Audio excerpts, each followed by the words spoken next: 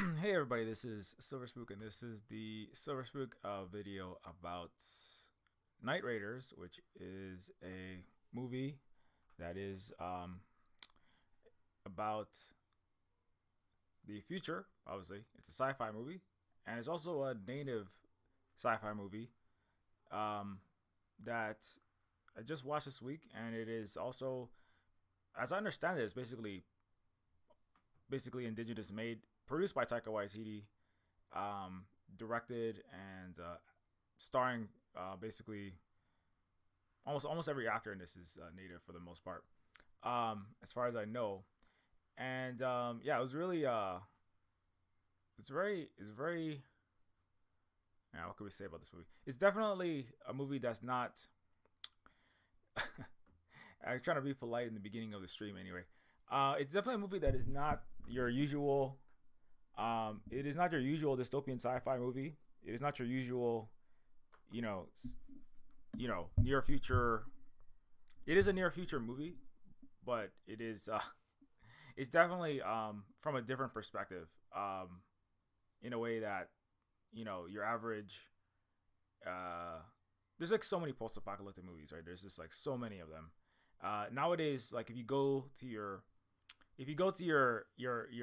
sci-fi section, right, or it's almost all right. If I just go to like, I don't know, I'm just gonna go like Sci-Fi Movies 2023, right? Um, let's look at like the ones that are on the streaming services. Like obviously you've got you basically have two flavors of movies. You have your superhero movies, right, like your Quantum Manias. You've got your Marvel movies, which are and I was talking with Holly about this. It's basically you've got movies where the U.S. and let's just say Western countries are being defended by individual superheroes from external threats, or you have the dystopian, that's your Quantum Mania, that's your Captain America's, that's your those kinds of movies. And then you have movies like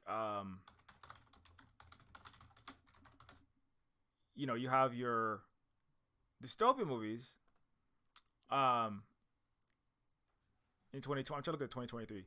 Like you've got like actually this is not giving me it's not giving me a good list.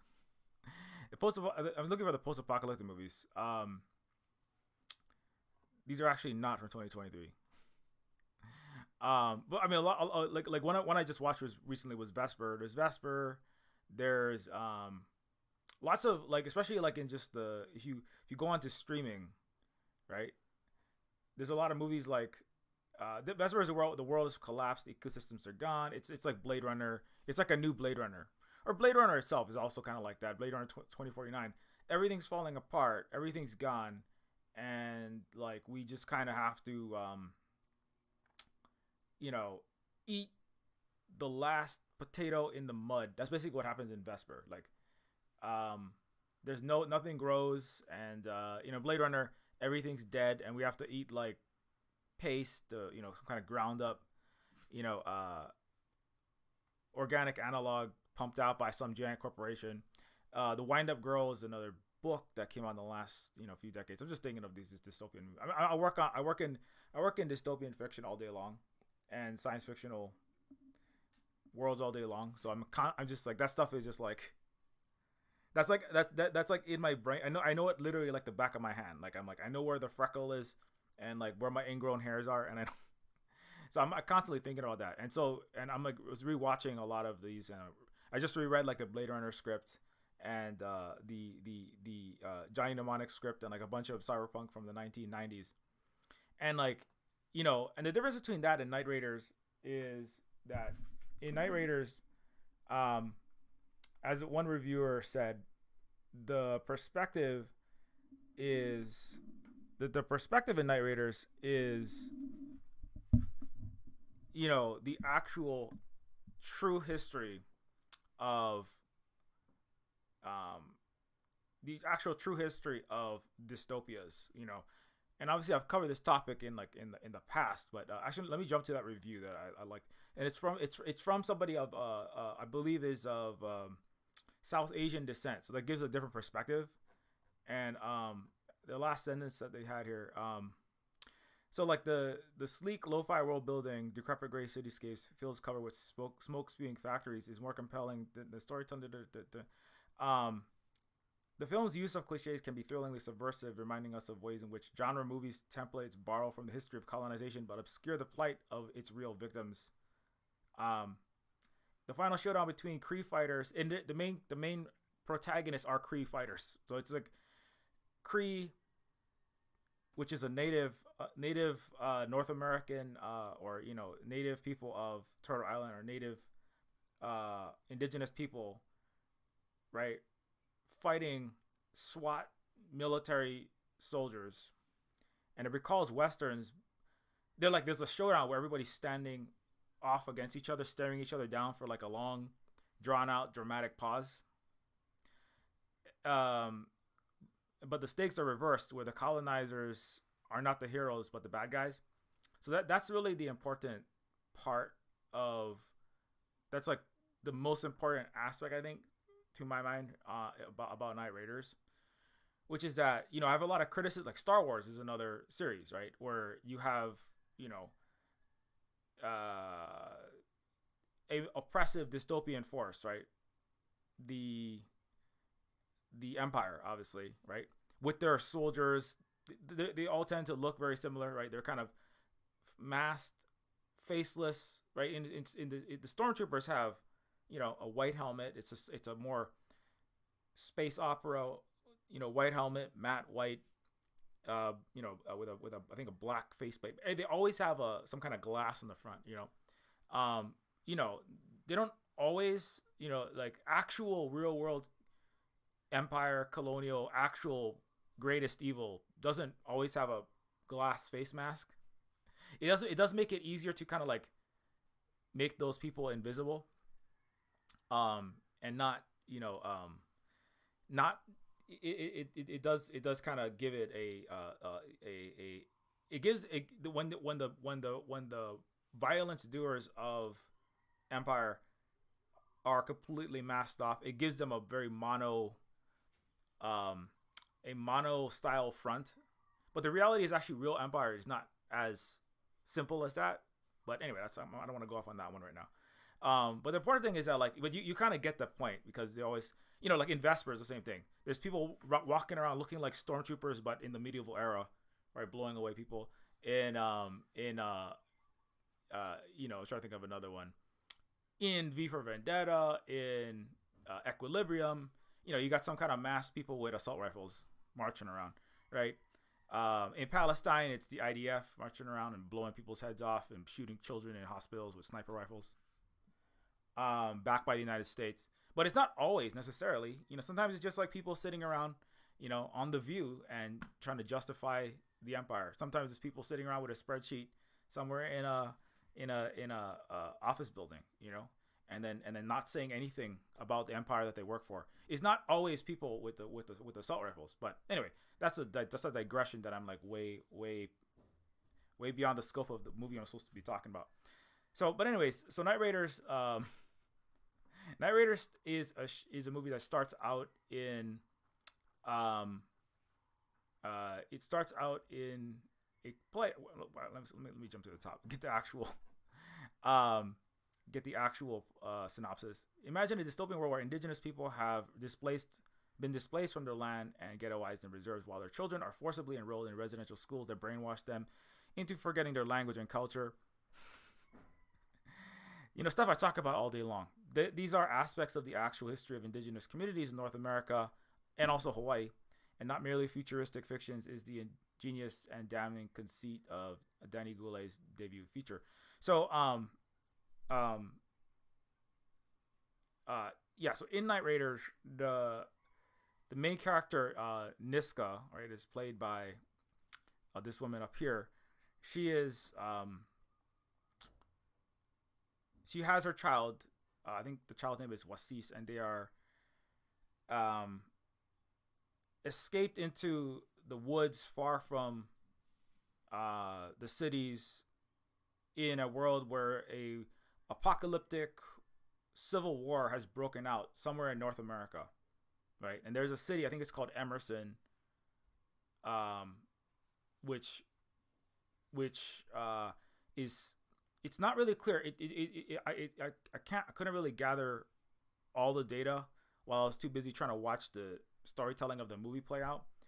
I was trying to get the whole backstory and the lore of this world, but it kind of seems like the South could be the United States invaded Canada, possibly. They're obviously they're not being that direct about it, but it's like in this world, there's a civil war breaks out in North America. The northern part is completely destroyed. Like the buildings are blown up, the streets are a wreck, right? There's very little electricity and water. It kind of looks like Gaza. You know what I'm saying? And there's craters everywhere. There's poverty. There's low food. There's low electricity. People are like, panhandling in what used to be like it looks like it could have been Toronto. It could have been Vancouver, right? People are just like huddling together around trash can fires, and there's like little barter shops, and it's like 1600s Europe level survival in what used to be a first world Canadian city. And so people don't want to live there. People want to get into Emerson, which is this like, it's like a dystopian, this part is, it's the usual dystopian, Western oligarch run corporate enclave slash city state slash empire south of the northern wasteland, right, that lost the war. And so then and in that area there is food, there is electricity, there is housing, there's like glimmering arcologies, but they're limited for people who are citizens of the southern country, right, whatever it's called. Let me see if I can get a picture of that.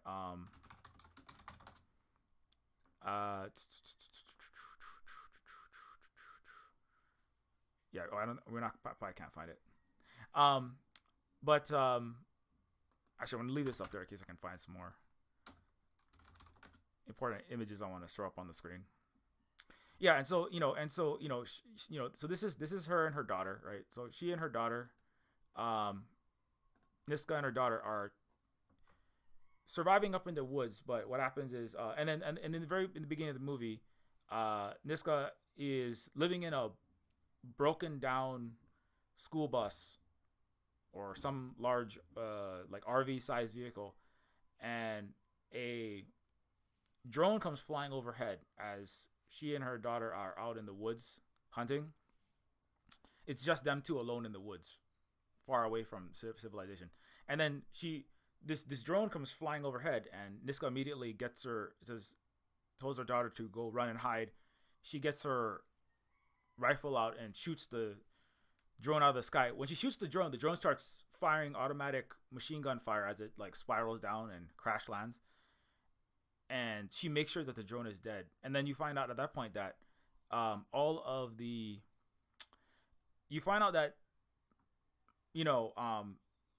any child over the age of like 5 or 4, basically all children that are like old enough to speak, they there's like this mandatory law that they all have to be given up to the empire. They all have to be given up to the academy that is run by Emerson, right? This is the Western style country, right? And so that they can be of great so that they can be civilized and educated and be trained and become proper upstanding members of a real society. Because and in the North, people look at it, right, because in the Night Raiders, the northern city is destroyed. It's not a great place to be, right? So some people willingly give their children up, right? There's one character in Night Raiders that says, well, we're just barely eking out our survival here. So if we give our children up to the Empire, if we give our children up to America, right? If we give our children up to Canada, if we give our children up to be turned, right? If Africa gives its children up to be black, soldiers in the U.S. empire to go kill Iraqis, right? If we give our children up to, if the global South gives its children up, future generations up to America to be made into future Nikki Haley's and future Kamala Harris's, right? And we just give your native children up, give your global South children up to the empire, and they'll live a better life, right? It's like this is the story of the colonial world. This is the story of the West versus everyone else, right? It's like exactly on point, which is, and so then it's the story of every empire, and then so the people who do decide to give their children up, like for example, let me see if I can find that character.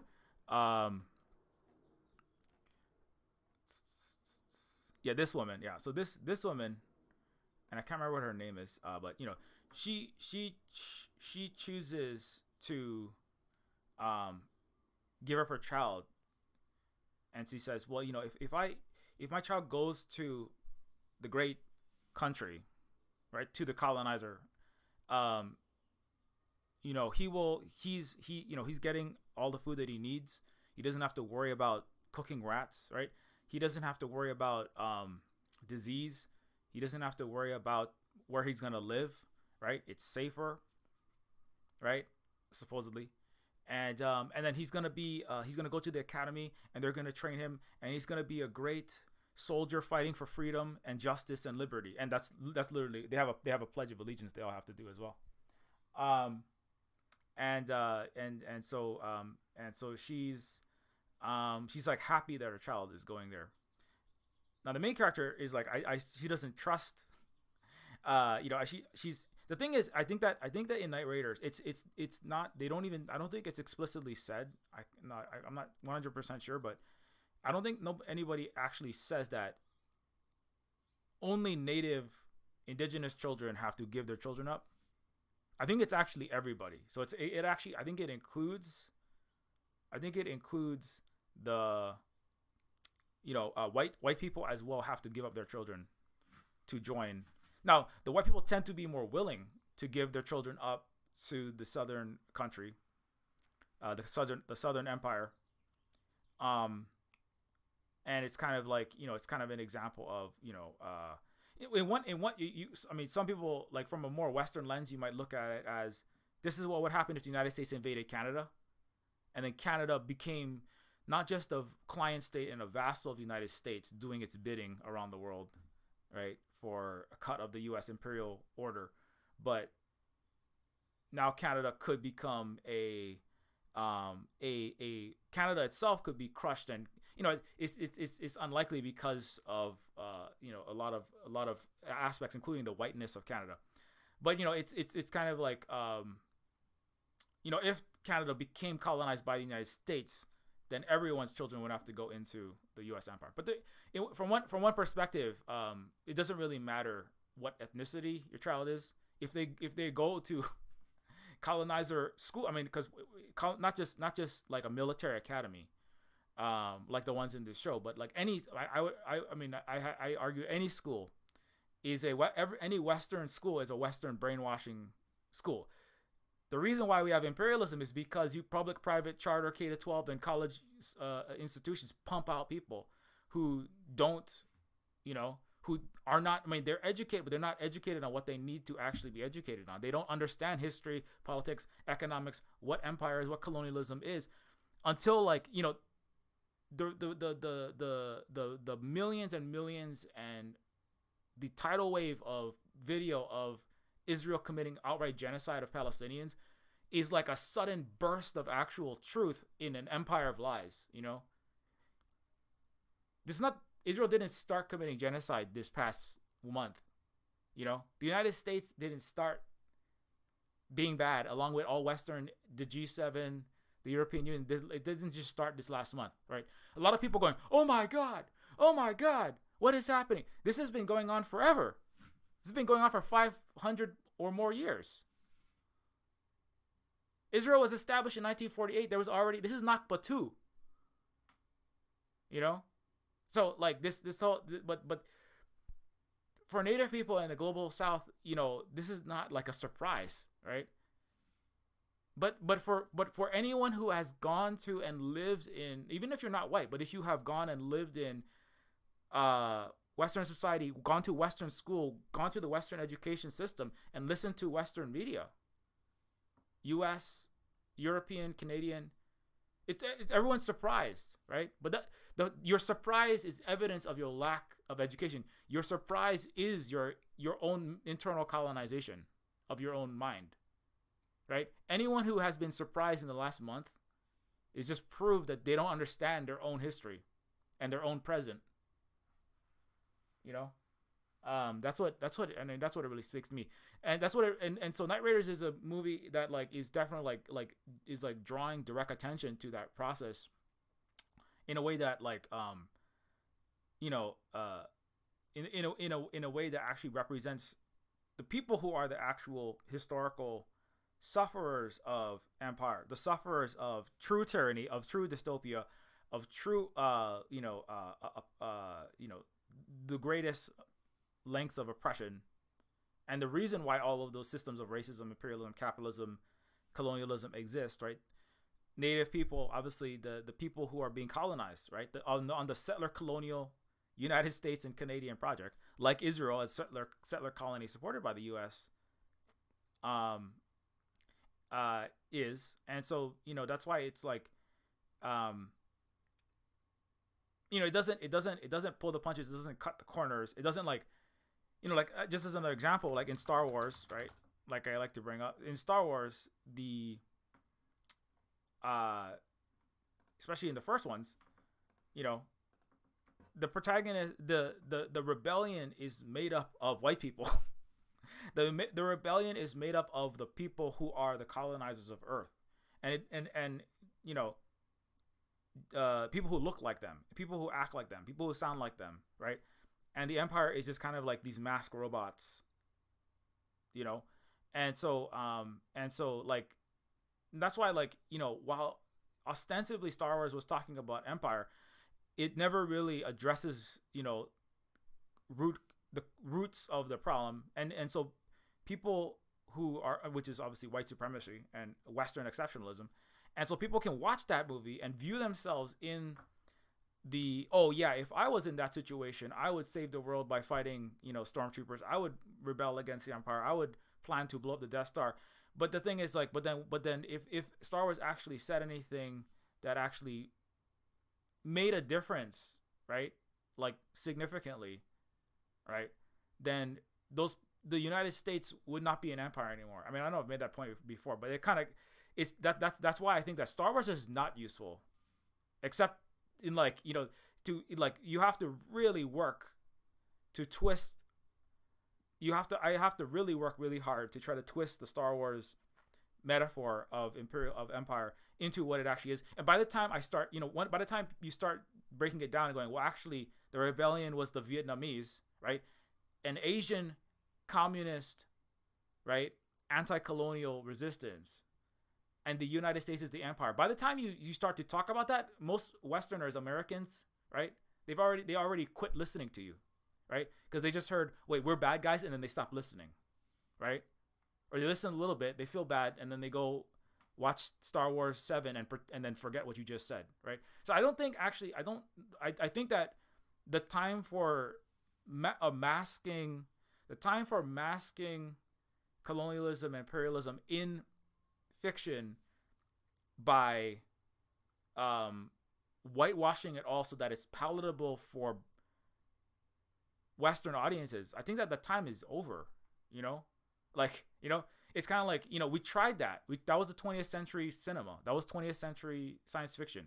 That was 20th century literature. That was 20th century games, and the 20th century and lots of the 21st century. That didn't do anything. Nobody learned anything. The people who were like Vietnam veterans who were anti-war activists, I mean, maybe they knew what Star Wars was about, but they already were on the anti-war activists that were protesting against the Vietnam War, or that were like, let's stop blowing up the Gulf in the 90s, right? Let's not do 7 wars in 7 years into the 2000s, and they were against, the Clinton and Bush administrations, the Clinton administration in Yugoslavia and bombing in Europe, right? And NATO expansion, and then in the 2000s against the Iraq War and the forever wars in the Middle East, right? But those people who were anti-war and anti-U.S. imperialism in the 70s, 80s, 90s, and 90s,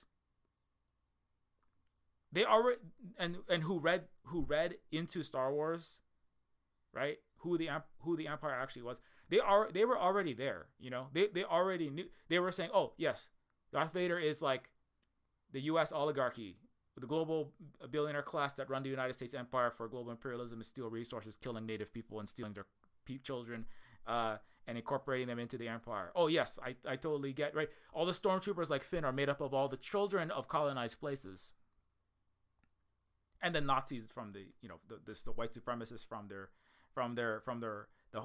white home countries. But you know, but the people who saw that in Star Wars were already educated on what imperialism and colonialism was. People who saw Star Wars, like, I mean, I love Kevin Smith, but people who start, you know, Kevin Smith made lots of nerd movies, right? But I don't get that that's what he got from it. I don't get that, you know, the vast majority of people who watch Star Wars and love the Star Wars, right?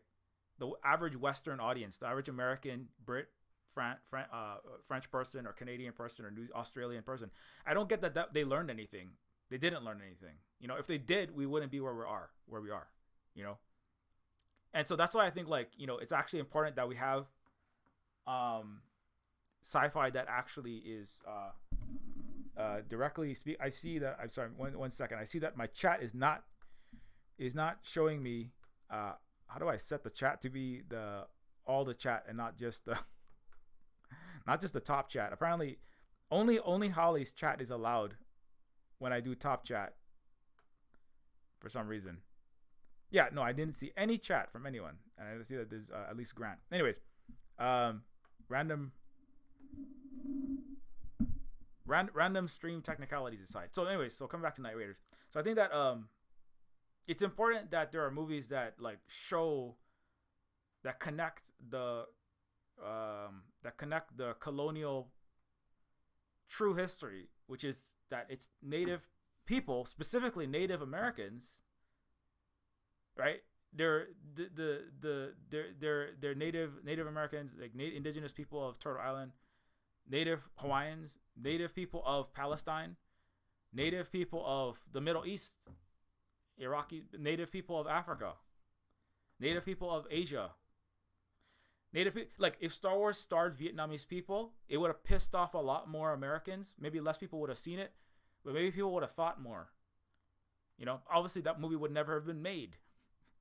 It's like, actually, I would argue that any movie that gets made, most movies that get made with little pushback from Hollywood, because Hollywood is just the entertainment propaganda arm of the, you know, Washington D.C. and the neocons and all of Brzezinski and Kissinger's children.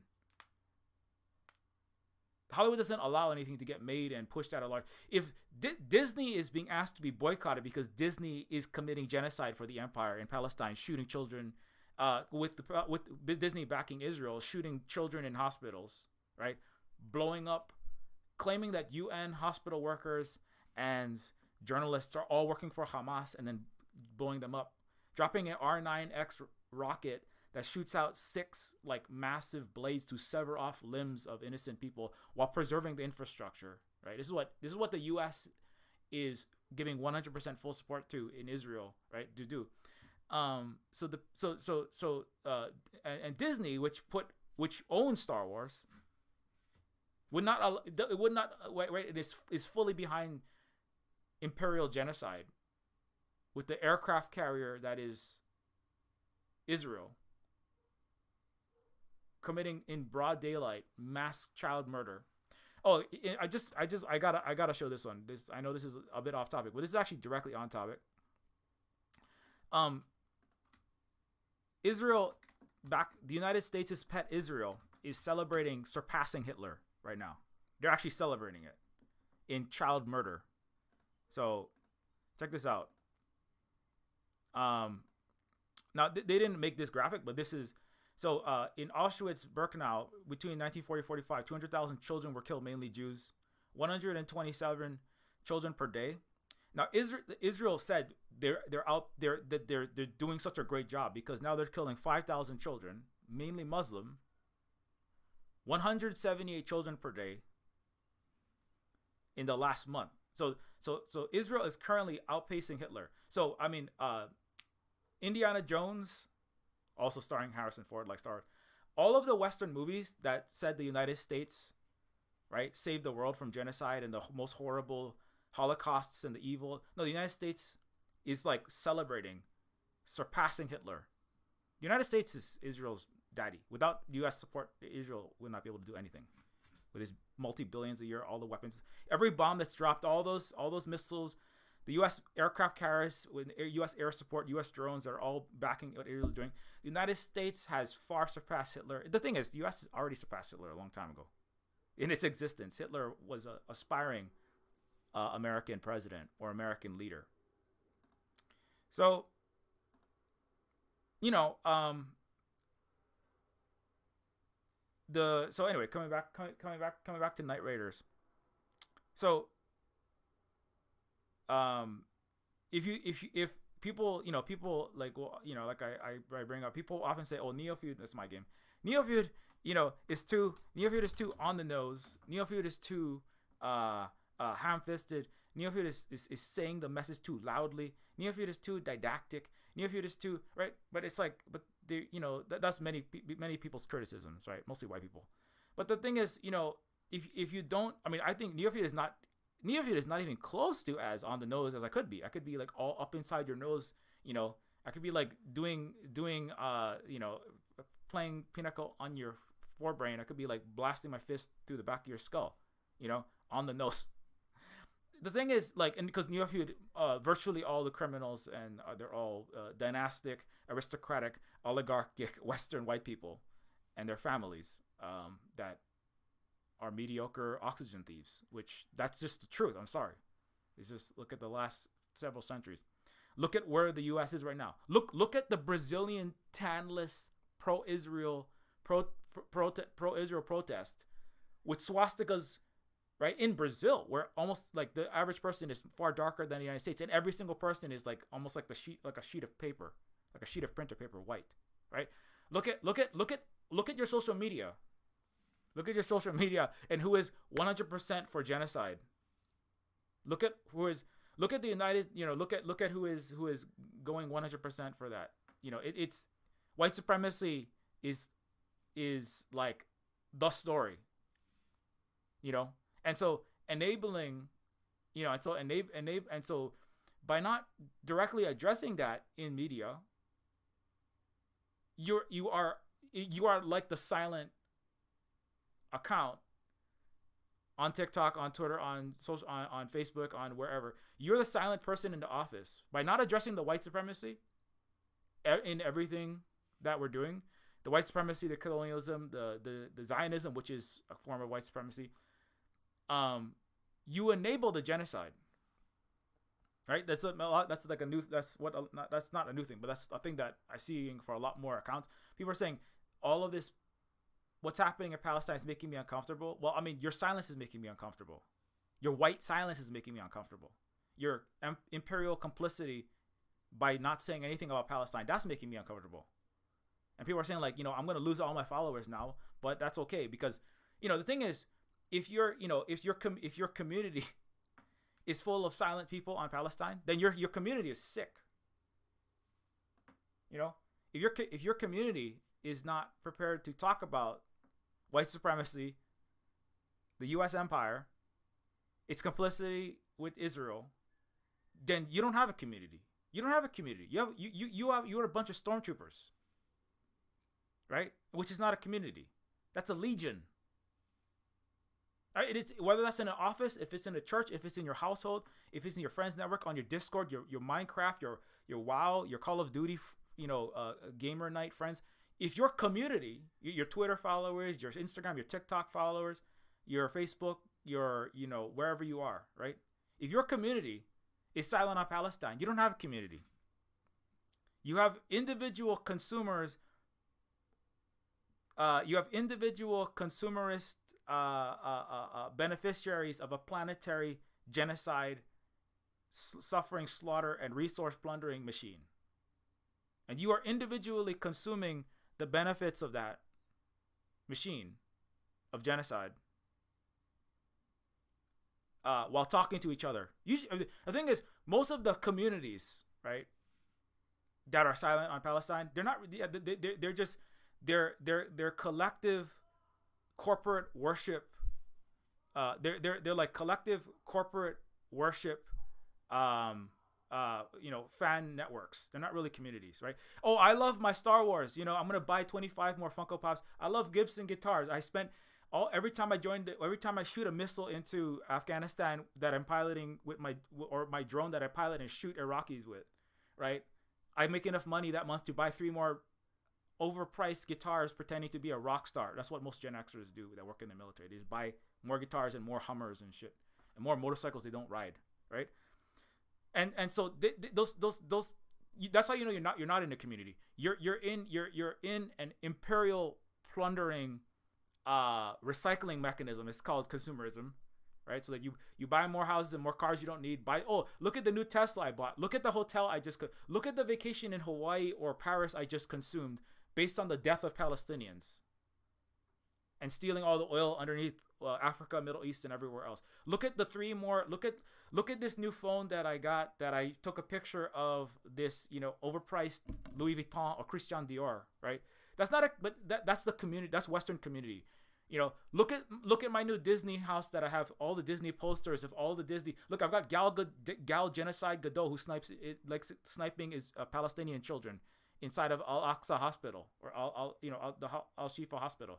Look at the poster I've got of all this Disney shit that I got that supports genocide, right? That's not a community. That's not a community. That's a very sanitized stormtrooper consumption gang. It's not a community, right? The second shit goes down, anyone in that community is going to disappear. They're not going to be there for you, right? Is your Disney online consumer club gonna be there for you? Is your corporate office, if your house burns down in a wildfire, is everyone in your corporate office gonna be there to help you rebuild? Are they gonna save your life? Are they gonna run into your house and save your cat and your children if you needed it? Right? Is your Call of Duty friends list, are they gonna be there when the shit goes down for you? Are they going to be trying to steal shit from your house if they can't get away with it when their house burns down or hits by a flood in the climate collapse that you're causing? That's how you know you're not in a community. But all the Palestinians are in a community because they're wheeling out their disabled, right? I saw this one person who is like, let me just get this one. There's this white person that's like, oh my God, it was so amazing. I was doomering out because I believe that in the climate Armageddon, I would never be saved, right? For many disabled people, there's a realization you would be left during an emergency and fire, school shootings, pandemics, war. It's dehumanizing and terrifying. It's based in reality. To see events over the last month play out, to witness the endless care neighbors and health professionals refusing to leave their most vulnerable members behind, has healed something in me that I have carried my whole half of my life. These people aren't just heroes; they're role models that the best society has to offer. Right now, who is this person? This is just it's just a white person. In your white imperial stormtrooper world, you will be left behind. You will be left behind. White people leave their children behind. I was at a get together where we Holly and myself, we brought chili, we brought chicken, we brought like really great food. We spent like more money than the average. We're poorer than most of those people. They're all boomer and Gen X white people. Don't ask me why we had to go there. We're just meeting new people on this island, and there's like that was the one group we ended up. The children had similar ages and stuff. But anyways, long story short, we brought all of the food to feed everybody, and all these 50 to 60 year old, 40, 50, 60, 70-year-old white people, they took all the food before our kids had any to eat. They'll take food out of children's mouth. That's like the Israeli sniper just blowing children away so they can have another rave? Have another Palestinian's home? But that's just white culture, So if you're in the Western white imperial world, nobody will be there for you. No, you if you're disabled in the West, if you get in a wheelchair, people don't want to look at you because you're bringing them down when they're on their way to their rave, right? I wanna take some ecstasy. I want to find the hottest thing, do sexual non-consensual acts with them, and just like throw laser lights around. Maybe I'll blow up some Palestinian children while I'm at it. And I just want to rave inside of a mosque, I want to rave inside of a native person's burial ground. Like white people having a party on native land and then having Stephen King write a novel about how native people are going to come and kill them by making white man like Jack Nicholson crazy or something, right? That's like the evil demon non-human Palestinians, right? That are out to get your Israeli children while the Israelis are raving inside the fucking mosque, right? No, it's like the Israelis are just, a white culture doesn't care about disabled people, doesn't care about other white people, doesn't care about children, doesn't care about battered women or their own women. It doesn't care about LGBTQ plus people. Doesn't matter how much they say that they do, they don't fucking care. Otherwise, they wouldn't be getting rid of gender affirming care and trying to roll back the world into 1800s in the United States. They don't care about anyone. When shit goes down in the United States, there won't be community for you. Everyone in your consumerist community, everyone in your silent community, silent Palestine, will not be there for you. They're not there for the Palestinians. They're not there for the black people in their own neighborhood. They're not going to be there for you because that's Western selfish culture. The Palestinians are an indigenous people. That's why they're there for when everything is blowing up and everyone is losing their lives. They are risking their lives to go and save everyone, disabled, children, as many as they can. The men too. They're like, there's a video of all the men, including unfortunately a lot of black men, going, oh, if that woman who's like being threatened with a brick by the man on TikTok that blew up. Well, I would never defend anyone unless she has to be like my personal property. My girlfriend I would defend, but I'm not gonna go defend some other. That's how you lost the whiteness has eaten your soul. Now you're part of the empire, right? If you're saying shit like, I will only defend people that I personally have as sexual servants of myself because I'm a man in a patriarchy. I'm not going to defend anybody but there. Even though you've lost it, you've lost the plot. Now you're now you're like Finn from Star Wars before he defects from the Empire. You're like, I only take I work for my cut of this unjust system, and I don't defend anything but what's mine. But that's how you're not in you're in the sick society. You're not in the healed world, right? It's funny that actually white people think that white people in America, you think that watching native people, you think that watching the healed people in Palestine is gonna fix you. No, what can begin to fix you is if you start caring about other people and getting and supporting the indigenous people of color and the actual decolonial resistance and stopping the empire where you are. I mean, like watching native people far away that's not gonna take all the white people in your neighborhood, in your middle class, upper crust neighborhood, scrambling to steal each other's electricity, scrambling to steal each other's water when the shit goes down. That's not gonna save you in America or Canada. You're all gonna burn. You're all gonna burn together, strangling each other when you start running out of food. When the eggs go to $50 per egg, you're all gonna be trying to steal each other's fucking eggs, because it went to $20 per dozen last year. Anyways, but let's get off of that. Come back to Night Raiders. So, and so that's where Night Raiders really shines. And I know I haven't really talked that much about it, but I'm jumping out into the real world because that's like the media should reflect the world that we're in, and that's where Night Raiders really shines. But let's come back to something really specific in it. So as a native person trying not to get her children stolen, as Native Hawaiians and native children in Canada have been, and in the United States, stolen away for purposes of forceful indoctrination, right? The language loss, etc. Niska is trying to evade. She's living out in the middle of the woods so that she can not get her child stolen.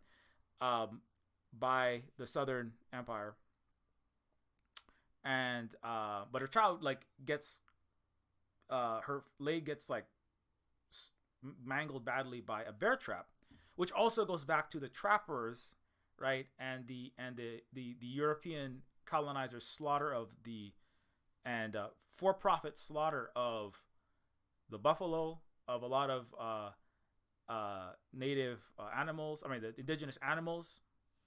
You know, the fur trade and all these things, right? Now the buffalo slaughter was to literally that was like the slaughter of the the buffalo, um,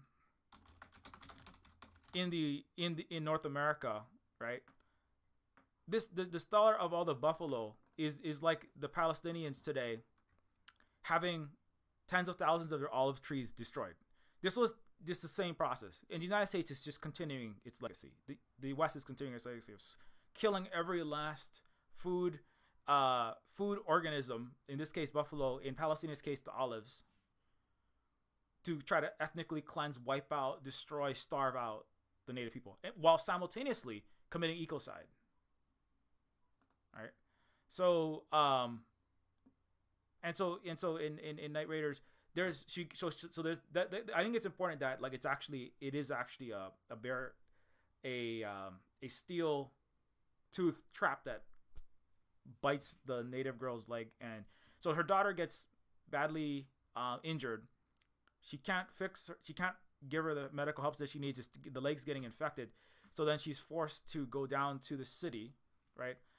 The collapsed northern city that has lost the North American Civil War, but there's still some amount of trade and some amount of a little pocket, it's like a fungal mushrooms and lichens blossoming from a rotten log, right? That's kind of what's happening in this the side of North America that lost the war. And so in that area, she's trying to find medical help. She goes to this little trading post, and a small bazaar like area, and then she finds one of her friends, and then her friend or old friends. That's this character, right? The one that is this one, and she's like, can you find us some medical supplies? We need some medical supplies so that my daughter's leg doesn't kill her with some kind of blood poisoning. And then she says, we don't have any anymore. It's all gone. But if you give your daughter up to the Empire, if you give your child up to the Academy, right? They will get her all the medicine that she needs. They will give her all the food, and she'll have a better life. She'll have a better life. And so that's basically what happens. And so at that point, the mother, native mother, is it's like either my kid's gonna die, or she has to go join the Academy, right? And so she basically walks off and anonymously tips off the military soldiers who are looking for children. And so, and if any of those drones, they're flying all over the place, any of these drones that the Empire sends out, like these drones in the sky, if they see the face of a child, and that's why the kids have to have their face covered the whole time. Also, pro tip: if you're going to any protest and doing anything nowadays, always wear a face mask. You live in a surveillance dystopian police state, and also you need protection from, and you need to protect others from spreading mass pandemic viruses that are mass disabling and mass killing people right now. And so she always has to wear a mask over her face. Like in this picture, she's not, but like this guy, they're often wearing a mask, because if the drone spots her face, a swarm of drones will come. Their military drones will come, and then the military personnel will come to collect the children, to put them into colonizer school, where they will be made into stormtroopers. They'll be made into Imperial forces. And so the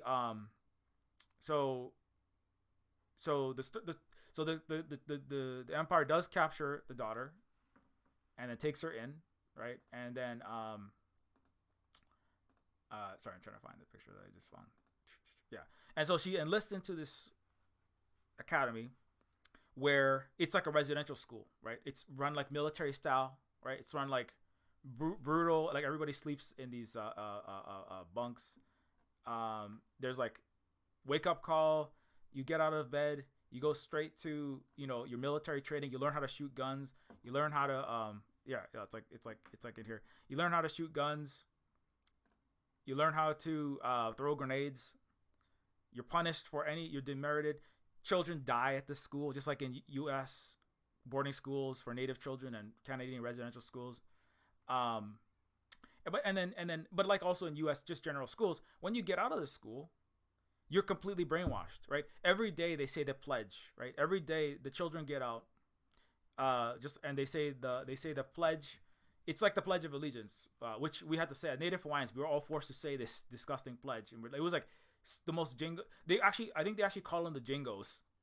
That's the name. They call the Southern Empire the Jingos, and and you have to say, I pledge to fight for liberty and justice, to defend the freedom of all the great of our great people, one great people, one God, one language.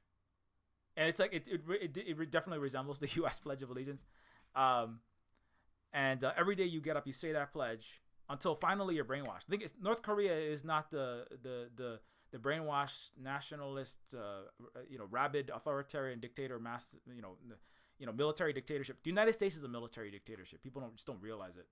The real dictatorships always call themselves democracies, just like Rome, just like Britain, just like the United States. It's actually the United States that has all the dystopia, the homeless tent cities, starving children. Look at San Francisco. Look at cities all over the United States. They don't show that in Hollywood, but that's the truth. I was a social worker and a STEM teacher for homeless children in Honolulu, and let me tell you, it's like very much like San Francisco, but worse in many ways. And then all the children of that place are just straight enrolled into military academies. It's just public, private, charter school. Kamehameha School was a boarding school. Everyone is expected. Native Hawaiians who went there, they were expected to go straight into the military, especially in their 60s, 70s, and 80s. Vietnam, Korea, almost all the Hawaiian men, when they grew up, straight into dying in canned fodder in Vietnam. Taika Waititi's dad, grandpa, straight into dying in the Korean War, straight into dying in the Gulf War. Right? So this is just U.S., Canadian, Australian, New Zealand, European history. And so in this military academy, she is, she sometimes speaks her native language, and then she's punished, right? She sometimes, they make fun of her because, oh, she's that savage, right? Because some of the other children at this school, the thing is, they're not all native children, right? Some of them are actually like, in this one, I think some of them are actually white children. Some of them are Indian children, like from India, right? But even like Nikki Haley, like Kamala Harris, right? Even the children of a colonized place like India, their children come to Canada, United States, and even in India, and then they're raised in empire more, and that's reseeded by empire and still controlled by empire, like the in many ways the client state that India is, especially through Modi, and then they're made into soldiers, right, for empire. It doesn't really matter where you came from. Anyone can be fashioned and molded into a killer, into a stormtrooper. And so yeah, there's native indigenous children in this academy. There's children from India. There's Maori children. One of the main characters is a Maori, the son of a New Zealand diplomat. New Zealand is also a colonizer, a country as well, and he's a Maori leader who is like selling fossil fuel. He's like transacting Wall Street business between Canada and New Zealand. But his son, right, and that's this character, right? His son is the son of this is Alex Tarrant playing Leo. Let me see if I can find that. Yeah, this guy. Yeah, and so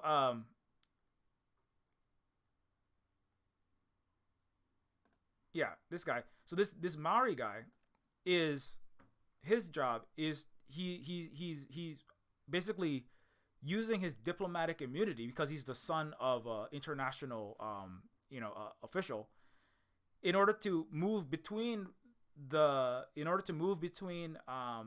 borders and try to smuggle kids out of the Stormtrooper training facility, also known as a residential school, also known as just all Western schools, right? Well, in this case, they're like literally, it's a military academy to train future soldiers, and so he's trying to get children out of this brainwashing facility where they're saying the Pledge of Allegiance, they're trained to shoot and fire guns, and then they get out and then they go up and they suppress everyone for the Empire. It's just like normal America. That's what Americans do all fucking day, and the Europeans, that's what they all do.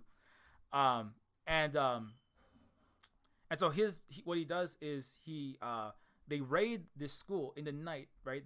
He uses his privileged position. They have like one kid that's he's like a native hacker. He goes on his laptop, like hacks into the security system, right, for the facility, disable lots of the security, and then they break into the school and they get as many kids out as they can, right? Like once a month or every 2 weeks or something, to try to literally get kids out of school. That's why I say, like, Western education, like, it doesn't matter if you're going to Abraham Lincoln Elementary in Mississippi, or you're going to a private school in California. You could be going to Juilliard, or you can be going to West Point, or you could be going to NYU, or you could be going to just Michigan State University.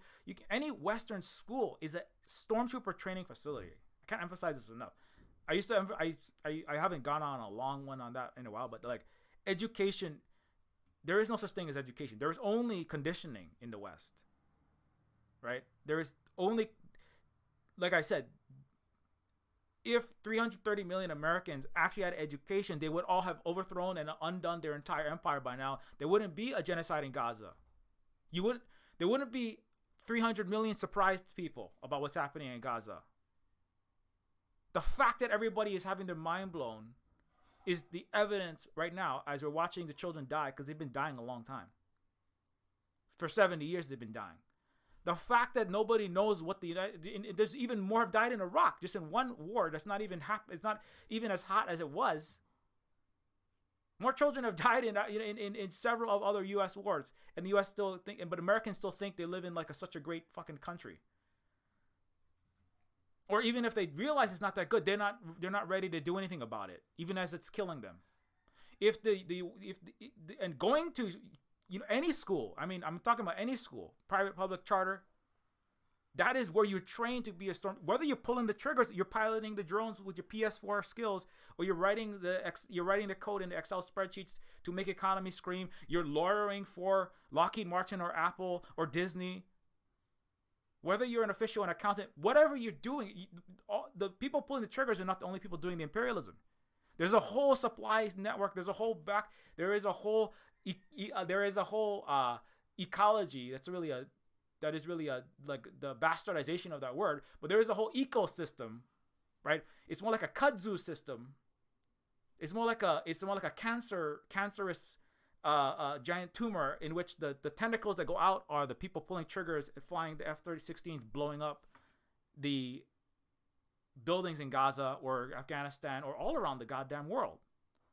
The U.S. Dollar hegemony, that's thank God waning. That's why BRICS and multipolarity is the chemotherapy for the earth. That's really what that is to finally, because that actually can kill more people than even the bullets and the bombs. The force under development. The fact that nobody understands that, nobody either understands that, gets it at a deep enough level, have the consciousness. That is your imperial training.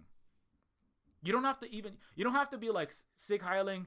You don't have to be walking around with a gun all day long to be a stormtrooper. 90% of stormtroopers, they don't walk around like this all day long. They do the imperialism from behind a computer screen. They can sit behind a phone and do imperialism. All you got to do is be a BBC writer. The stormtroopers sit around in offices, they drink $30 lattes, and they buy Les Paul Gibson guitars, and they buy way too much overpriced bath bombs. That's most of the stormtroopers of Empire. That's why Star Wars is not a good metaphor. And then also, there's ones that go over but mostly the people going over and killing a lot of the time, the people going over killing is Israel a lot of the time. They're not even in the country that's the leading imperial force, right? It's people in Taiwan that they want to go fight for their empire. It's people inside of Ukraine. Most of the fighters doing the imperial fighting in the Europe right now on the behalf of empire, they're not from the US, they're not from Britain. Some of them are. They voluntarily go over fight with their Nazis. But school is where you are turned into whatever flavor of actual dystopian nightmare that the science fiction movies ostensibly, Western science fiction, it's actually, Western science fiction, it makes you stupider, I would argue sometimes.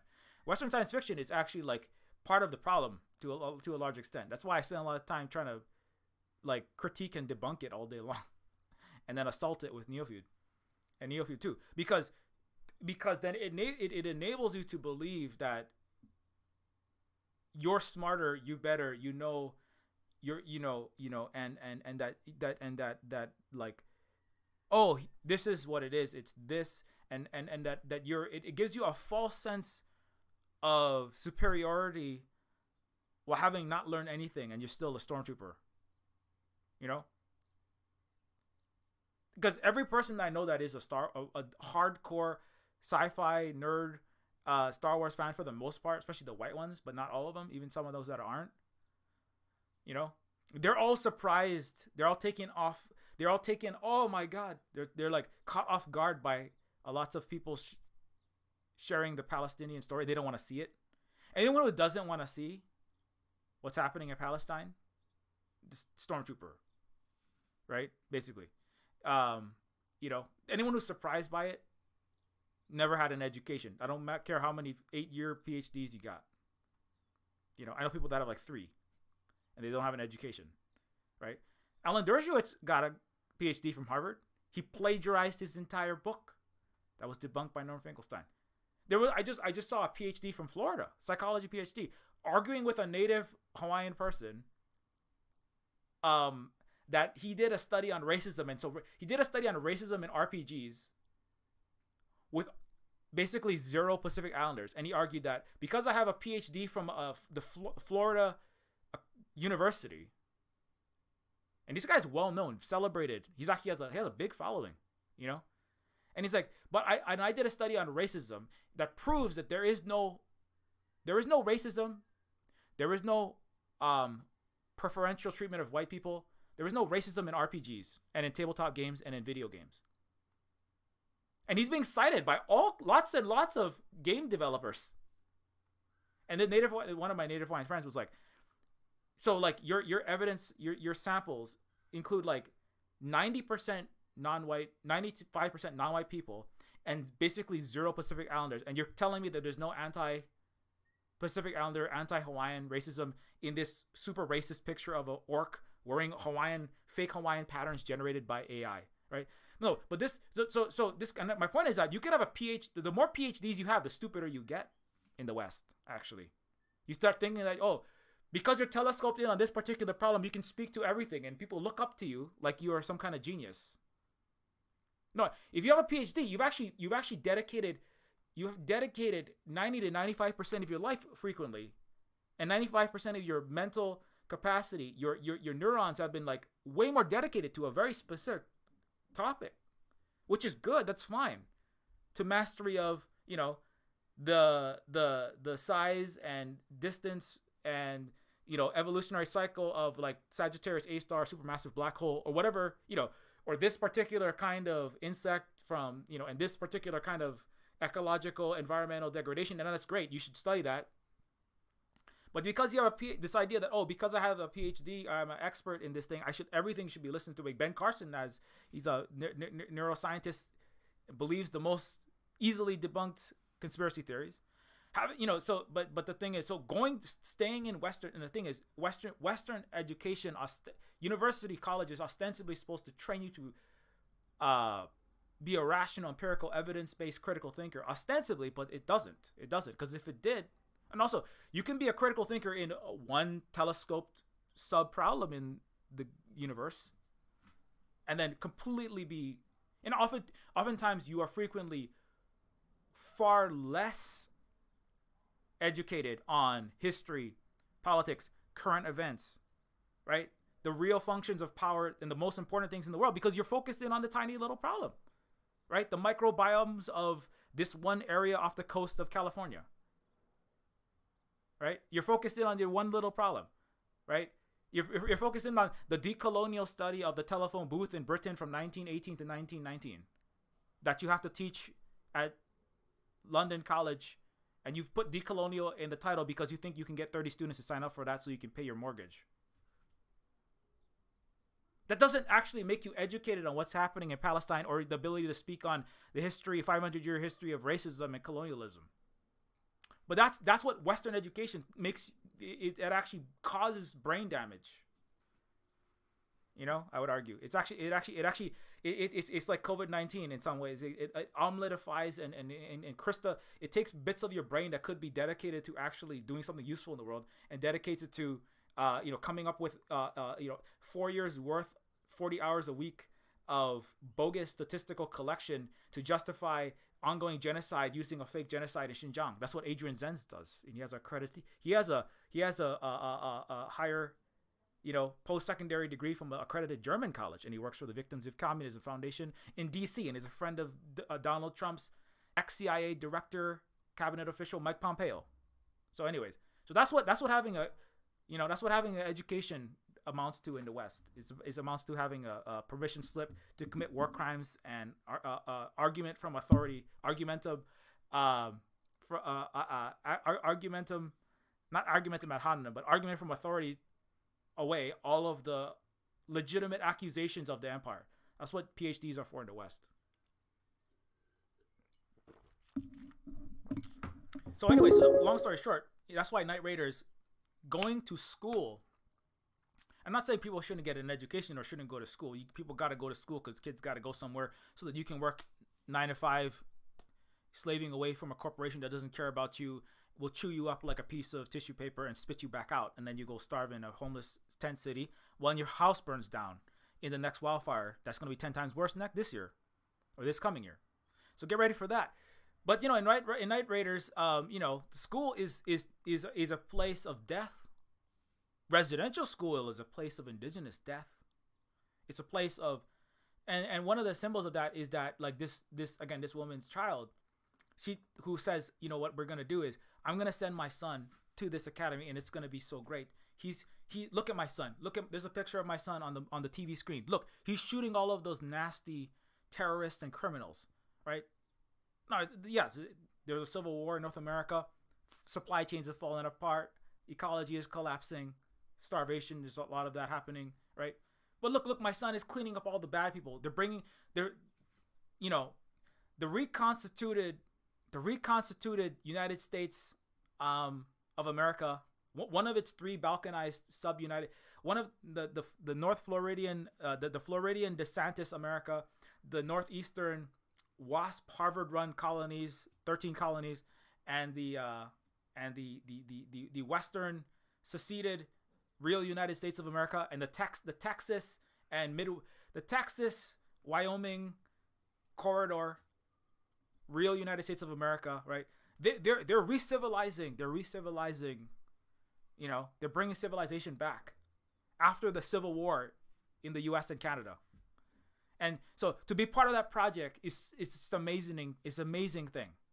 So my son is doing great work, right? Pulling triggers for whatever they call it. It's called like Emerson. It's like Emerson is just like it's just a name for this country that exists, right? South of Canada, or in south of northern Canada. And so she's like, but that's so great because that will bring peace, and my son has a life. He doesn't have to live in this squalor. That's like the Palestinian going like, not the Palestinian, but that's like the white woman wanting to adopt a Palestinian. Oh, I'm gonna give that Palestinian child a great life in my white suburb in Florida. Give me all your Palestinian children so that they can come be future, so they can go to school in the United States, right? Graduate from a U.S. military academy, which is all of them. They're all pro-military. All universities in Florida are basically funded and operated by Lockheed Martin and Israel. And then so that Palestinian child can grow up in my white suburb, and then go kill people in Afghanistan or Taiwan in the future, and do fight for the empire that killed Palestine or is killing Palestine right now. Not that Palestine will ever be killed, but that is massively killing Palestinians. So no, look, so any white person, any Western person that's like, I'm gonna adopt that kid from the third world, you are the stormtrooper tentacle. You are a pustule. You are a child snatching genocide perpetuator. You take the children from Africa, from Asia, from Latin America, from indigenous communities. Lots of white people come to Hawaii. They adopt like 10 native Hawaiians, and they send them to West Point.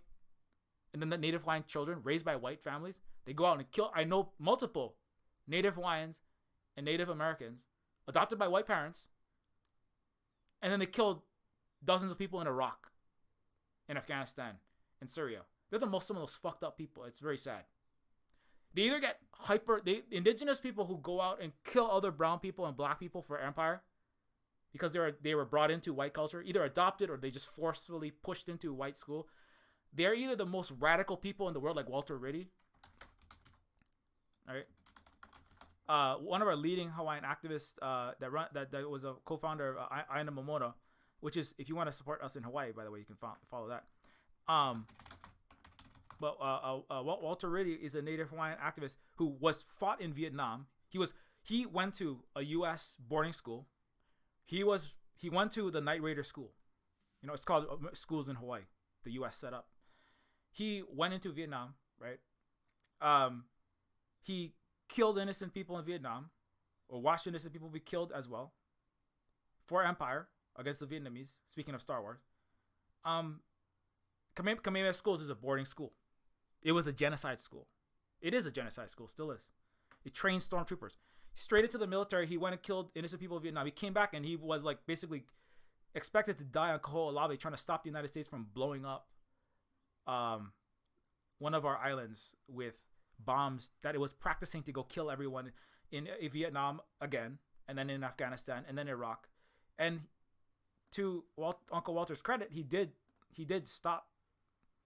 He and several other, and many of them were ex-military Native Hawaiians who stayed on that island as the U.S. was about to try to stop the United States from dropping thousands and thousands of pounds of ordnance to blow up the island. They're like literally anti-imperial fighters, right? So, and he's like spent the rest of his life.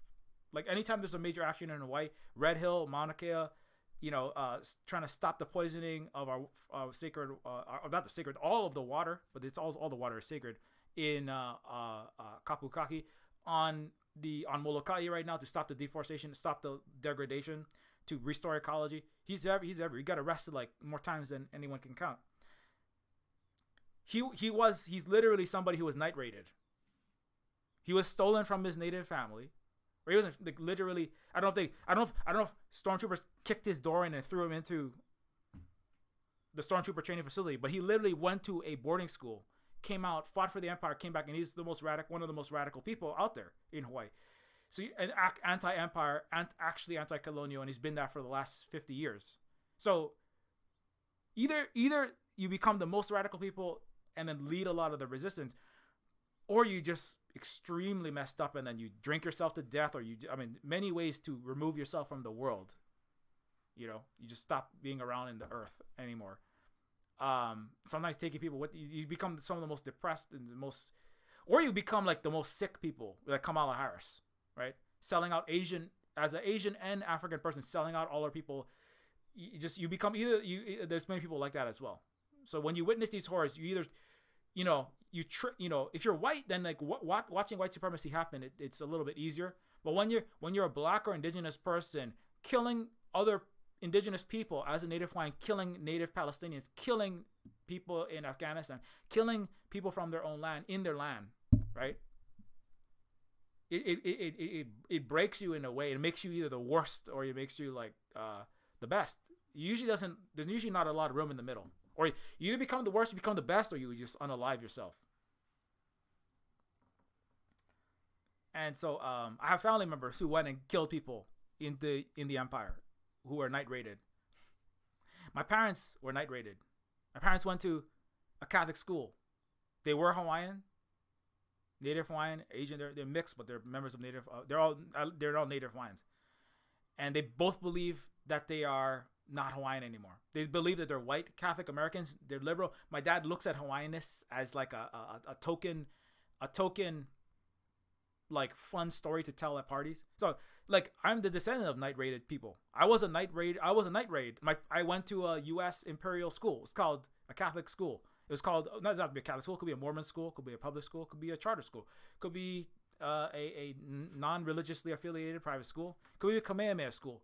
It even has Kamehameha in the name, right? It has one of the unifying, the leader who unified Hawaii is in the name.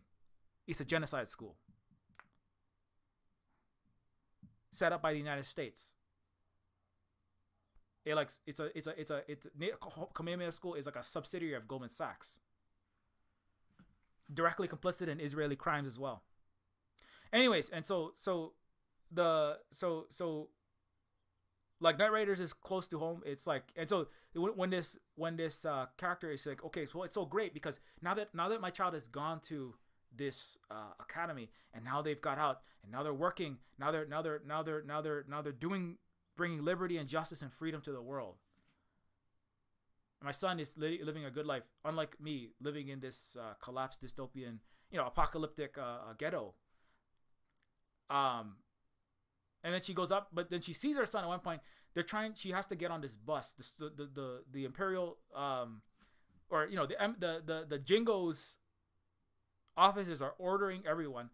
Oh, but let me backtrack a little bit. So there's a scene in Night Raiders where they are dropping, the drones are dropping pamphlets like, we're here to save you. The great Emerson country is on your side, and as proof of it, here is free food. They're like dropping MREs. They're dropping like little they're dropping shrink wrap packets of something edible, because there's very little food right in the northern area, the dystopian, the collapsed area. And they drop little packets of food. Everyone is like scrambling by to grab some of that food, right? And the pamphlets being dropped, it's like the U.S. dropping pamphlets into Korea and Vietnam. America's here to save you. America's here to liberate you. It's like dropping packets into Palestine. Go die in hell. It's a little different there. Have fun getting genocided by Israeli snipers and our bombs.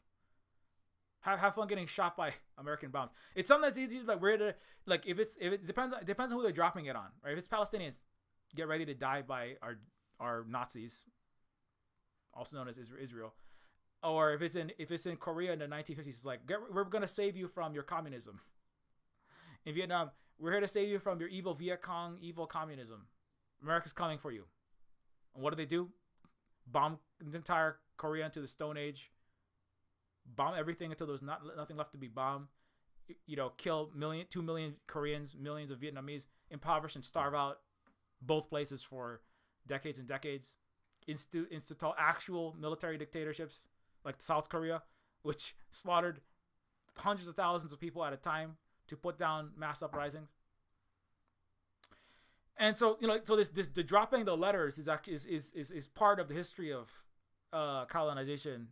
The air dropping letters and then little packets of food. The little packets of food that the people are eating, and then you don't realize till later. Oh, people start all of a sudden. You see people on the street who were their friends and family in the apocalyptic city. Suddenly they've got sores all over their face, and then they're falling over dead, and then you're seeing people coughing everywhere, and then suddenly dropping like flies, and then you don't realize till it's too late.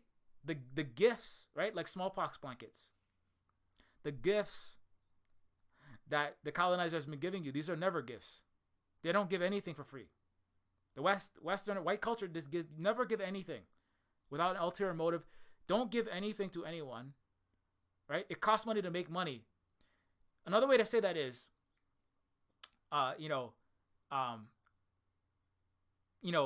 give away Trojan horses to kill and genocide people. It costs money to make money. Is do some fake charity in Africa, build one school in an African country to steal $2 trillion worth of their diamonds and coltan, right? You give a smallpox blanket to take their entire land, right? Give one foil wrap packet of food to take the entire land because everyone dies. That's what happens, right? Everyone it's also reminiscent of when the U.S. gave body bags to all the native people during COVID. Actually, no, that's more direct. That's when the U.S. just gave the body bags to Native Americans. That's more like when the U.S. drops from the air from F-16s, or Israel drops from their aircraft these flyers that say, "You're all gonna die in Palestine because you're animals," right? So sometimes they're like, "Well, now you're gonna die." So, but sometimes it's like, "Here's a gift," and you take it. It's actually, I think it's more honest when the U.S. and Israel and the British Empire and the French Empire, when they just drop body bags. It's actually preferable because then you have to resist, right? If the U.S. drops smallpox blankets or diseased MREs or Democratic candidates that are like, "Oh, we're gonna help you. Oh, oops, did I say help you? I meant I'm gonna commit genocide in Colombia, back in the death squads. Oh, did I say I was gonna help you? Oh, actually, what I meant was I'm gonna actually arrest and kill more black people than even the Republican president, with all of the police forces that are expanding. Did I say I was gonna help you at the border? Oh no, actually, I'm gonna expand the concentration camps of kids coming from Mexico. Did I say I was gonna help you? Right. So it's actually better. That's why it's better to get the body bags and get the Israeli drop flyers that says you're all gonna die, right? Okay, but sometimes Israel says, "Oh no, you know what you do? Why don't you get in a car and flee to this area?" And then they bomb you, right? Remember all the pictures of people getting in their cars, fleeing south, and then Israel starts carpet bombing the evacuation site.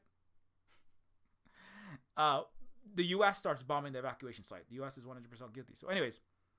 That scene where there's the flyer drops, that the gifts of the colonizer that end up killing you. So the people who are like, because some of the people are suspicious, are like, I don't know if we should trust the gift of this little packet of Weetabix or this little rice-a-roni or whatever they're giving us, right? This is like the food deserts that the U.S. sets up. It's the white man's bullets, right? They make diabetes 5 times more prevalent among native communities, especially in Hawaii, Pacific Islander communities, especially like Micronesian communities, in the impoverished ghettos, right? You have 10 times more like, you have 10 times more like Snickers and like hyper salted tornadoes, and you basically have to live on the putting out extra tons of cheese sludge onto your nachos from 7-Eleven because there's no grocery store, right? I mean, the diabetes where I came from in Hawaii, it has the lowest life expectancy in the U.S. It's like 30 in this specific district of Hawaii where I'm in. It's 39 years old is the average life expectancy. The average income of Micronesian. These are one of the poorest Pacific Islanders that live in Hawaii. The average income is $5,000 per person, and the average house is $1.2 million in that same area, right? And then they give you, oh, look at this great food you have. You have giant. You can get a giant Slurpee and just have like cheese sludge and like mechanically separated pork shoulder, with like 20 times the daily recommended ounces of salt in your Spam can. It's a gift for you. This is the gift that America has given you. It's a food desert, and then you have like white vegans over there screaming at you at the same time, from their high horse, sitting in their imperial Death Star that is a tower in fucking Toronto somewhere, right? With their stupid man bun. Over there going, oh, all of those nasty, inhuman Pakistanis eating their meat, they're all just gonna burn in vegan hell. As your parents high frequency trade on the mining stocks in the Congo, where you're killing millions of people, or Sudan, where Canada and the United States are killing millions of people right now. But it's unethical for somebody to take the food that has been forced into their mouth by the colonizer, who they are a part of. That's when I see like a rose and a vegan in somebody's a white person, white vegan with the rose and the glow emoji, and then they're the ones that are all like, oh my god, I had no idea about Palestine. Oh my god. Yeah, you have no idea because you and your family, you're all fucking murderers, and you're the propaganda arm for the empire to make it seem like you have any moral high ground whatsoever. You live in the gutter. I don't care how high your mansion goes. I don't care how high your chandeliers are, right? I don't care how high your cruelty free vegan cheese made by hyper exploited South Americans on stolen indigenous land. I don't care how high in your attic you can eat that. You're in the moral gutter. The cruelty free in the West means we did a massive heinous amount of cruelty to many non-white humans when we did this thing, and we're using cruelty free. Cruelty free is like the tiger bomb for the hyperactive colonial trigger pulling muscle. It's like, oh, did you and your family massacre 1 million Africans? Here, take umbrage, take shelter and ameliorate your white guilt by eating this cruelty-free packet of overpriced Whole Foods fucking vegan pizza or some shit that costs $50. It's like literally like buy your papal indulgence. That's not the best metaphor because the Catholic Church, obviously has no legitimacy either. It's a genocide factory. But like here, buy your here. It's a scrubber for all of your white guilt and your colonial guilt. Here, spend $50 on this fucking package of cruelty. It's cruelty free Israeli is hummus. Cruelty free Israeli hummus. That's what they sell at Whole Foods, right? No. This is gonna throw the vegans for a loop though. Okay, so if Western white vegans are for not hurting animals but hurting anyone that isn't a white person as much as possible, right? Because animals can't speak for themselves, as Imani correctly pointed out, a disabled black activist. That's why they love animals, because animals, they have the muzzle on them, right? They don't like it when victims can speak. That's why people love that. Stormtroopers love that. But if you're a white vegan consuming vegan Israeli hummus, number one, hummus is not created by, that's a stolen Arab culture. It's not your thing.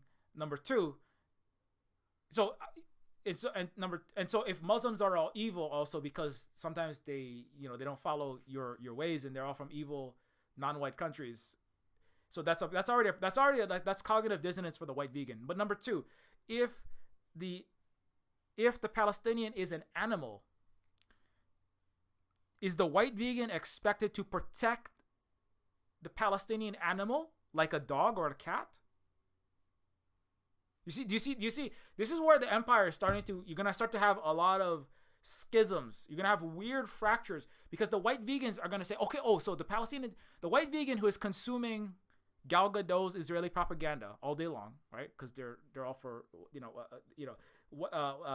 whiteness over everything else, and empire over everything else. So if the white vegan is consuming Israeli Netanyahu LGBTQ plus friendly Whole Foods Disney stamped IDF churned butter, right? So if the vegan is consuming IDF vegan butter, but the but Israel is harming Palestinian animals. Does that mean does that make that butter no longer vegan? If the Palestinian is an animal, do you see? But this is that's where Western education gets you, right? That's where Western education gets you into these extremely labyrinthine entanglements of causality and etymology and lexicology. It's just intellectual acrobatics to justify the most horrible things on the planet. Anyways, so actually I could see like a vegan writing a letter to Israel saying, please stop describing Palestinians as animals because I care about animals, but not brown people. So when you keep describing Palestinians as animals, I'm having an existential crisis because I suddenly feel like when I think maybe Israel, you know what they should do? They should use AI and stable diffusion because that will break everything because the generative AI is a broken nightmare mess that will wreck everything it's like cancer that wrecks everything that it touches. Including the profitability of law firms and corporations that want to keep their reputations, like The Guardian, by the way. There's a lawsuit between Microsoft and Guardian right now because they used AI-generated headlines that made The Guardian seem like pro-suicide and pro-murder. So Israel should use the generative AI nobody should use generative AI. I'm joking with this one, but Israel could use generative AI like Stable Diffusion or DALL-E, right, to morph Palestinian heads, so that Palestinian heads look like tabby cats. Let's put some stripes on that head, right? If the Palestinian heads start looking like animals, right, then the vegans will care about the Palestinians. But as long as they look like brown people, the vegans are gonna want to keep dropping bombs on them. The white vegans want to keep dropping bombs on them. But if you could like animorph, you can like Island of Dr. Moreau all the Palestinians, or like just stamp like a Mickey Mouse, put like a cute little like a llama face or like a camel face, turn the Palestinians into camels, right?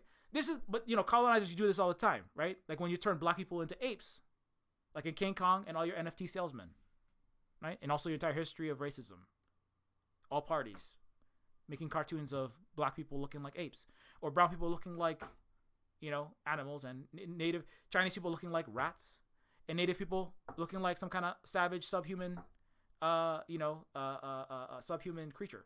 So all you got to do is take your normal white colonial racism and make the Palestinians look like animals, and then white vegans will want to save them. Or unless, I don't know, it depends on what you want to do. It depends on what you want to do. I don't know what you want to do. Anyway, obviously I'm being satirical. Nobody should be subhumanized and dehumanized, but that's all the West is about. So I'm trying to meet people where they are.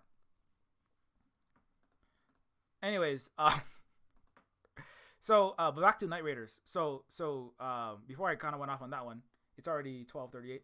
So, but it deals with all that: the racism, the colonialism, for the genocide, forced removal of language, removal of culture, stuff I'm always talking about. Forcibly making your colony and then making your children join the empire, and then using your children as cannon fodder. And so anyway, so back to this lady. So she meets her son, right, when she's being put on that bus. Her son is one of the military officers, right? And she's like, wait, like, Johnny, it's your mom. She hasn't, no, since her son was taken at the age of 5 to be trained by the Empire School in the academy, she hasn't seen him for that decade plus, right? But she recognizes him, and she's like, wait, stop. I just want to see you. I want to talk to you. I'm going to give you a hug. And he's all like, get on that bus, you filthy, you filthy freeloader, right? Because that's who everyone is, right? And the Empire is trained to believe that everyone outside is savages that have to be killed or civilized. And by civilized, it mostly means sterilized, exterminated. Because the land beneath their feet is useful. So when the son meets the mother, he suddenly he remembers her somewhere in the back of his mind, like, and he pauses for a second, and he's like, is that he has, there's a moment of recognition, and he stops what he's doing, and then she asks him again, like, wait, Johnny, it's your mom, but he's been brainwashed by Western school. I'm sorry, Emerson Military Academy, and so and he's like, but then he goes back to, no, get on that bus. I'm giving you an order. Get on the bus now. Get on that bus now. You know, you dead weight. You know, get on that bus now. You degenerate. Get on that bus now. You native person, right? And then she's like, she keeps pushing him. Though, like, no, really, I'm your mom. You don't remember me? Look, I'm your mother. And then eventually he's like, you're just a freeloader, and he kills his mom, and he blows his mom away. And that's like, but that's that, like, that scene is like, that is what it is like. That's what it is like to grow up under colonization, is to forget who your own people are. Like, my parent, like, you know, like, children, like, a lot of times native children, they don't take up a gun and then put their own parents onto a bus and shoot them if they refuse. But native children pick up guns, they go to Iraq, they kill other native people. They pick up the guns, they police their own communities, and they kill other native people. Kamala Harris has locked up or been behind locking up thousands and thousands of her own people in California as a black woman. She has fought and argued to even, she has like gone above and beyond to fight to keep as many, you know, nonviolent drug offenders. There was a possibility, even the Democrats, which are notoriously even more anti-black than Republicans, because they have 90% of all police departments that kill and imprison all the black communities are Democrat run. And there was a push in even the Democratic government in California to let go a lot of nonviolent drug offenders. Kamala Harris, a black woman, she fought that. She was the lead attorney general of California. She fought and fought and fought to keep as many of those black kids in prison as possible. She has like come on and said, like, the best thing for the black community is to get all these children out of their nasty parents' hands. We gotta just lock up as many of the more black people go to prison, they'll learn their lesson. We'll clean our streets up. She is like she's the vice president, right? That's why she became vice president, because she is the most dyed-in-the-wool stormtrooper. She is the proof in the pudding of the American imperial education system. Conditioning, not the American imperial conditioning system that calls itself school, calls itself university, right? It calls itself a civilized intellectual culture. Kamala Harris has like gone so far. She could have locked up a Republican, which is the enemy of the Democrats, or not obviously, but you know, Steve Mnuchin was the Treasury Secretary under Donald Trump. He was found guilty of basically stealing $1 million plus, mostly elderly people's houses for minor discrepancies, like 37-cent discrepancies on a monthly mortgage payments. With One West Bank. She could have easily prosecuted a huge, you know, banking criminal, Steve Mnuchin, who was also a Republican in California. You know, and what she chose to do was completely look the other way, let that go. So she has done the bidding of Wall Street. She's done the bidding of the corrupt, you know, oligarchies of New York. She's done the bidding of white supremacy. She's done the bidding to lock up all the black and the brown people. She's done segregation. She's like come out and vocally supported it. And so she is like that. She doesn't have to pull a trigger. She was a cop, you know, but even if she did or didn't physically shoot other black people in her own community, right? She has been instrumental in mass destroying, in mass incarcerating, in mass enslaving, and mass eradicating her own people, or mass subjugating her own people. So this is what it is like. That's what it's like to be in the empire. Is to take and the second you go into any Western system, any Western school, any Western college, you are already on that path. And when you associate with and around that world, you know, in the whether that's the corporate world, the religious world, a lot of colonization comes straight through churches, Protestant, Catholic, you name it. Some of the most rabid anti-mass pro-U.S. empire Hawaiians are religious. Samoa, same thing, all through the churches. Mormon, all denominations of Christianity in particular, all the Western churches. So you can even be going and doing like Aina work and restoring the land, and then you go to church on the weekend and you're like, oh yeah, we gotta go blow up Iraq. So that's really dangerous. But anyways, so she is taken and she is put. So she's killed by her own son. And that's like a really important. I mean, it's to me that's like a metaphor for that's how after the genocide process, new generations of the former Native people can be converted into the colonial people. That's like a lot of India, colonized, right? But still supporting their own continued colonization in many ways. They have like half the country is starving, right? They have so many people of India are coming to the United States, and then they join in the empire. Sundar Pichai, Rishi Sunak, Nikki Haley literally bleaches. I don't know what she's like. Erased everything. She bleached her name. She bleached her appearance. She bleached her accent to become a Republican fake white woman. Both of her parents are from India. It's like my aunt was like that. She's Asian and Pacific Islander. She literally like bleached her skin or put makeup on so she always looked as white as possible. Changed her accent. Changed everything about herself to become a Republican Asian woman. That's very much like Nikki Haley, a Republican Asian Pacific Islander woman, and she made millions of dollars. She did makeup for Colin Powell, war criminal, also a sellout of his own black people under the Bush administration.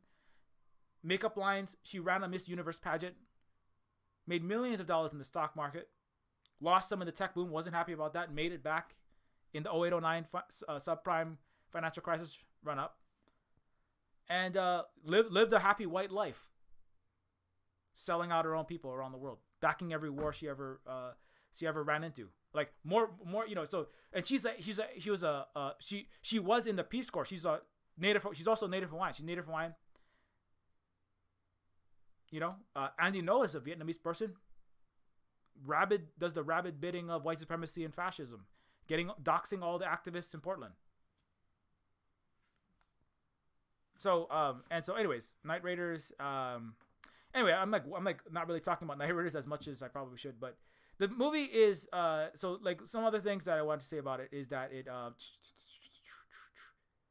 so the boarding school, the school, it looks like a residential school where they put Native children to be where they were beaten and forcibly abused and forcefully denativized and made into white Christian English speaking Westerners, right, or Americans or Canadians, and the breaking into the school, and so the protagonists are constantly breaking into these schools, trying to get kids out of these schools. They're trying to get these kids out of the colonizer schools, and that's like a really important message.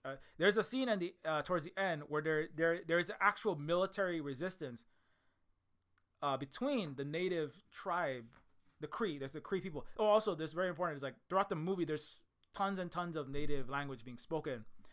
I believe it's Cree. I don't know exactly what language everybody is speaking, but there's a Cree. There's like a native tribal council of the elders in like in this community in the woods where the Cree are living, and they break children out of these academies, out of the colonizer school, and bring them into their ground to give them an actual education. And then you see like in the tribal community, like in that, let me see if I can get the Cree community Night Raiders.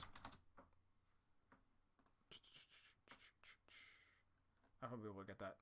Yeah. So like these are some of them. And so in the Cree community, the kids are getting education, but they're learning about this is the medicinal plant that heals this particular ailment.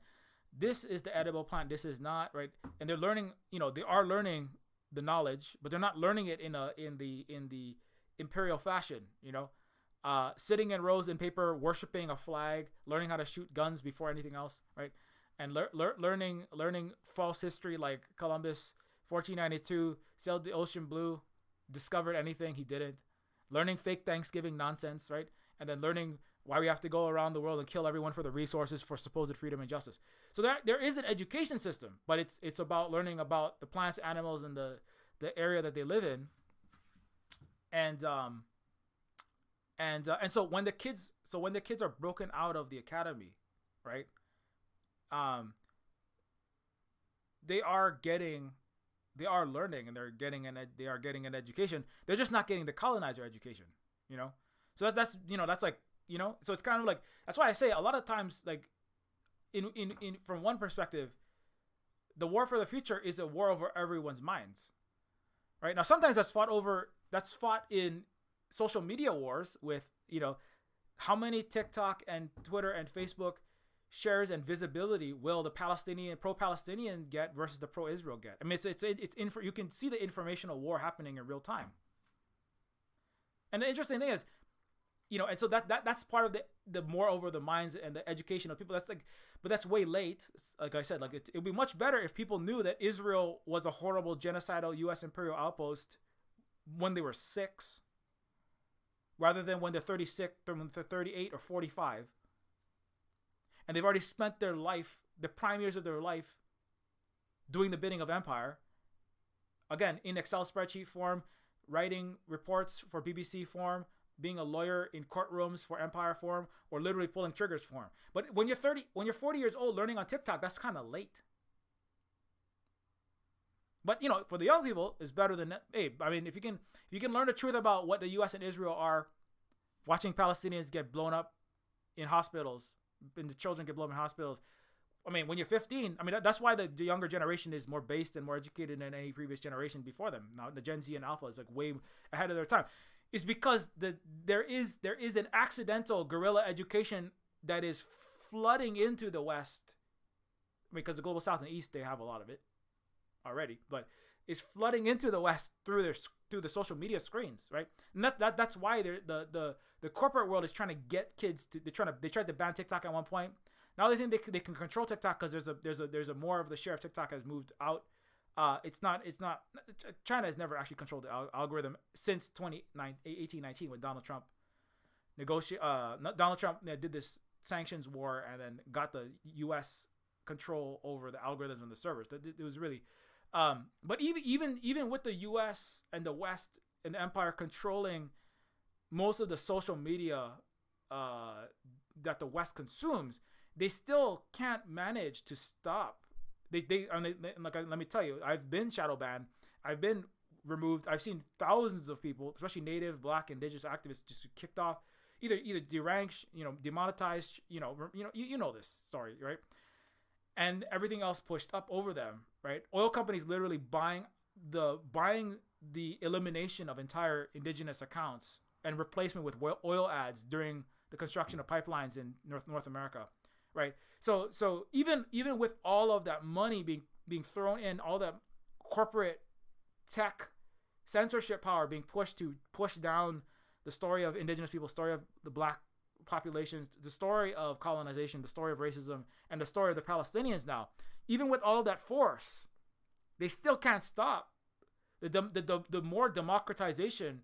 That's actually one of the things that should restore faith in humanity, is that humanity still is, even with all the brainwashing and the racism and the forced indoctrination into the most horrible regimes possible, all of the West, the people are still, when they see the horrible crimes being committed in broad daylight, in the evidence in those videos, they're still sharing what that's why the videos of Palestinians, that's why the Black Lives Matter, that's why George Floyd got shared, because like this has to be known. The moral outrage, which is just called being a moral, normal human with a soul, obviously lacking in DC and Brussels and London and Paris, and Tokyo, but being a normal human being, this needs to be known, because this cannot be allowed to continue. It cannot be allowed to continue.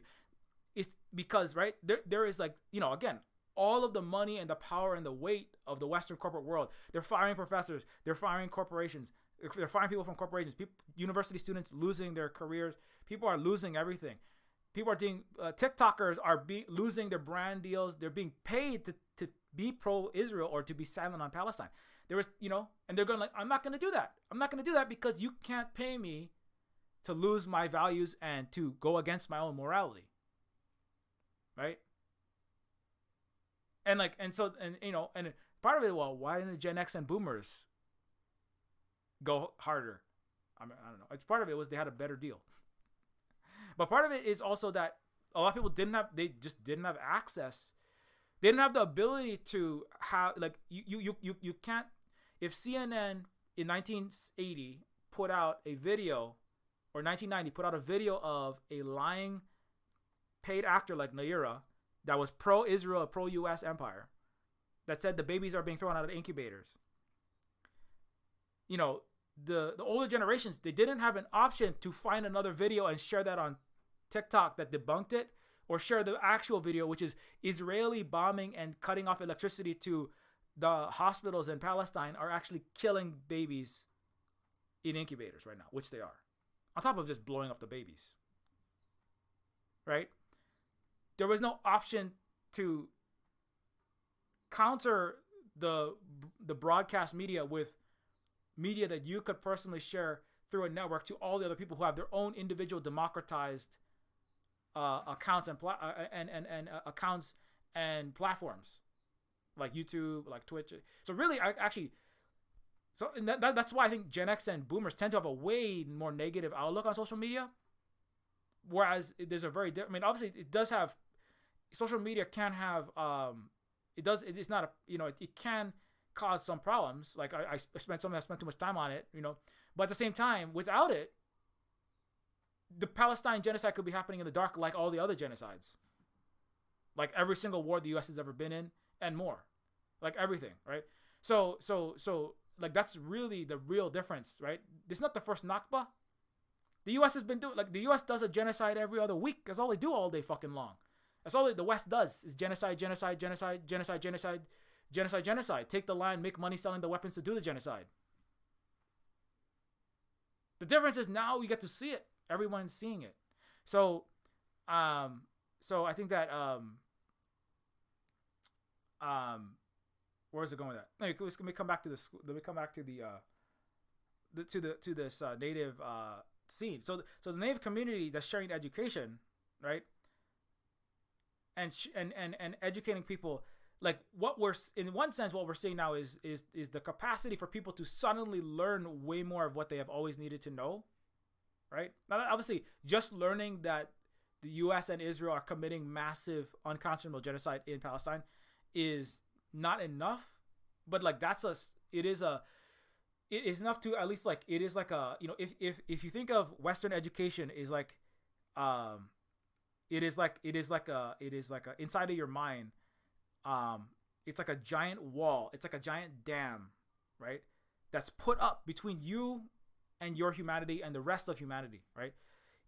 Like going to a Western public or private or charter school or university, it builds this dam that blocks out the truth, right? Which is colonization, ongoing imperial wars.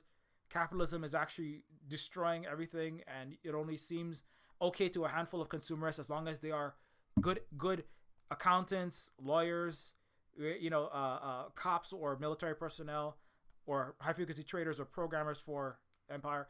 And so that wall that the West puts up into you, the pro-capitalist, pro-imperialist, pro-colonialists, white moderate liberalism or the conservative, more mask-off version of education, whatever they put in you, it's a wall that has to keep out this massive, giant reservoir, this huge, millions of gallons of the truth that's right behind it, right? And so whenever that's like the dystopian movies, that's like the pirate broadcast from Ice-T in Johnny Mnemonic is like trying to poke a hole in the wall so that some of the truth can flow through, right? It's like trying to poke a hole in the great the prison, the blanket over the eyes to try to let some sunlight through to disinfect all the infection. The West is just a giant cancer. It's a Western, and it's a pustulant puddle of tumor that is like killing everything. And you can disinfect that with the sunlight of the truth, right? And so the job of the job of the West is to plug all those holes, which is much BBC propaganda, silencing, censoring, removing as possible. But if enough holes in the dam start to poke through and it starts to crack enough, and enough truth starts flowing into people's mouth, they're like, wait, where did that come from? Wait, nothing in that I know, and all the videos that I'm seeing of all of these dying Palestinian children, these are not being explained by my usual corporate media that explain things to me in a way that settles the cognitive dissonance. That's the infinite state of the Western culture, is being in perpetual moral calamity and cognitive dissonance, and then trying to settle that down with lies, distraction, partying it away, having enough Iron Chef Morimoto, squidding pasta and 4-star hotels, or trying to rationalize it away with, wordy word salads. That's what people get paid to do in universities and New York Times, and the New York Times bestseller list, and literature, Western literature is just, psychological researchers' job is to try to, big idea books are about trying to explain it away. But if enough of the actual truth starts flowing through at people, they're going to go, wait, I can't just explain away what's happening in Palestine. I can't explain that. I'm watching all these videos of all these black people getting beaten up and killed by the cops illegitimately. I can't just say that, the United States, racism died with Martin Luther King, like all of my white, moderate, liberal friends are saying. Right? The last racist shot Martin Luther King, and then racism was over. Right? So, but if enough of it starts flowing through, it's going to be harder and harder to keep the dam up. Right? That keeps the empire. And that's a lot of why at this point, it's like some people are calling this is the end of so-called Western civilization. I think it was Pepe Escobar said, like, I think this is the fall of Western. This is the fall of the facade that West ever had a civilization, really, or in some senses the Great West. Certainly the Western colonial thievery, wealth amassment, not necessarily a civilization. It's more like wealth and technology, stolen wealth and technology amassment. Like the smogs of Earth are gonna lose their gold piles now, right? It'd be like saying, like, does the dragon smog have a civilization? Right? That's like to say that the European and American and the Canadian had a great civilization is like saying that the dragon smog's gold pile civilization is falling. Is that really that's not really a civilization. That's just more like a giant stolen pile of loot. Not very civilized, you know what I'm saying? So anyways, and so that's where indigenous education, right, comes. The indigenous education comes in as part of that process of, like, learning what you have actually been living through, right? And that's like a way long, sidewinding, tangential sub-narrative that I'm talking about Night Raiders within.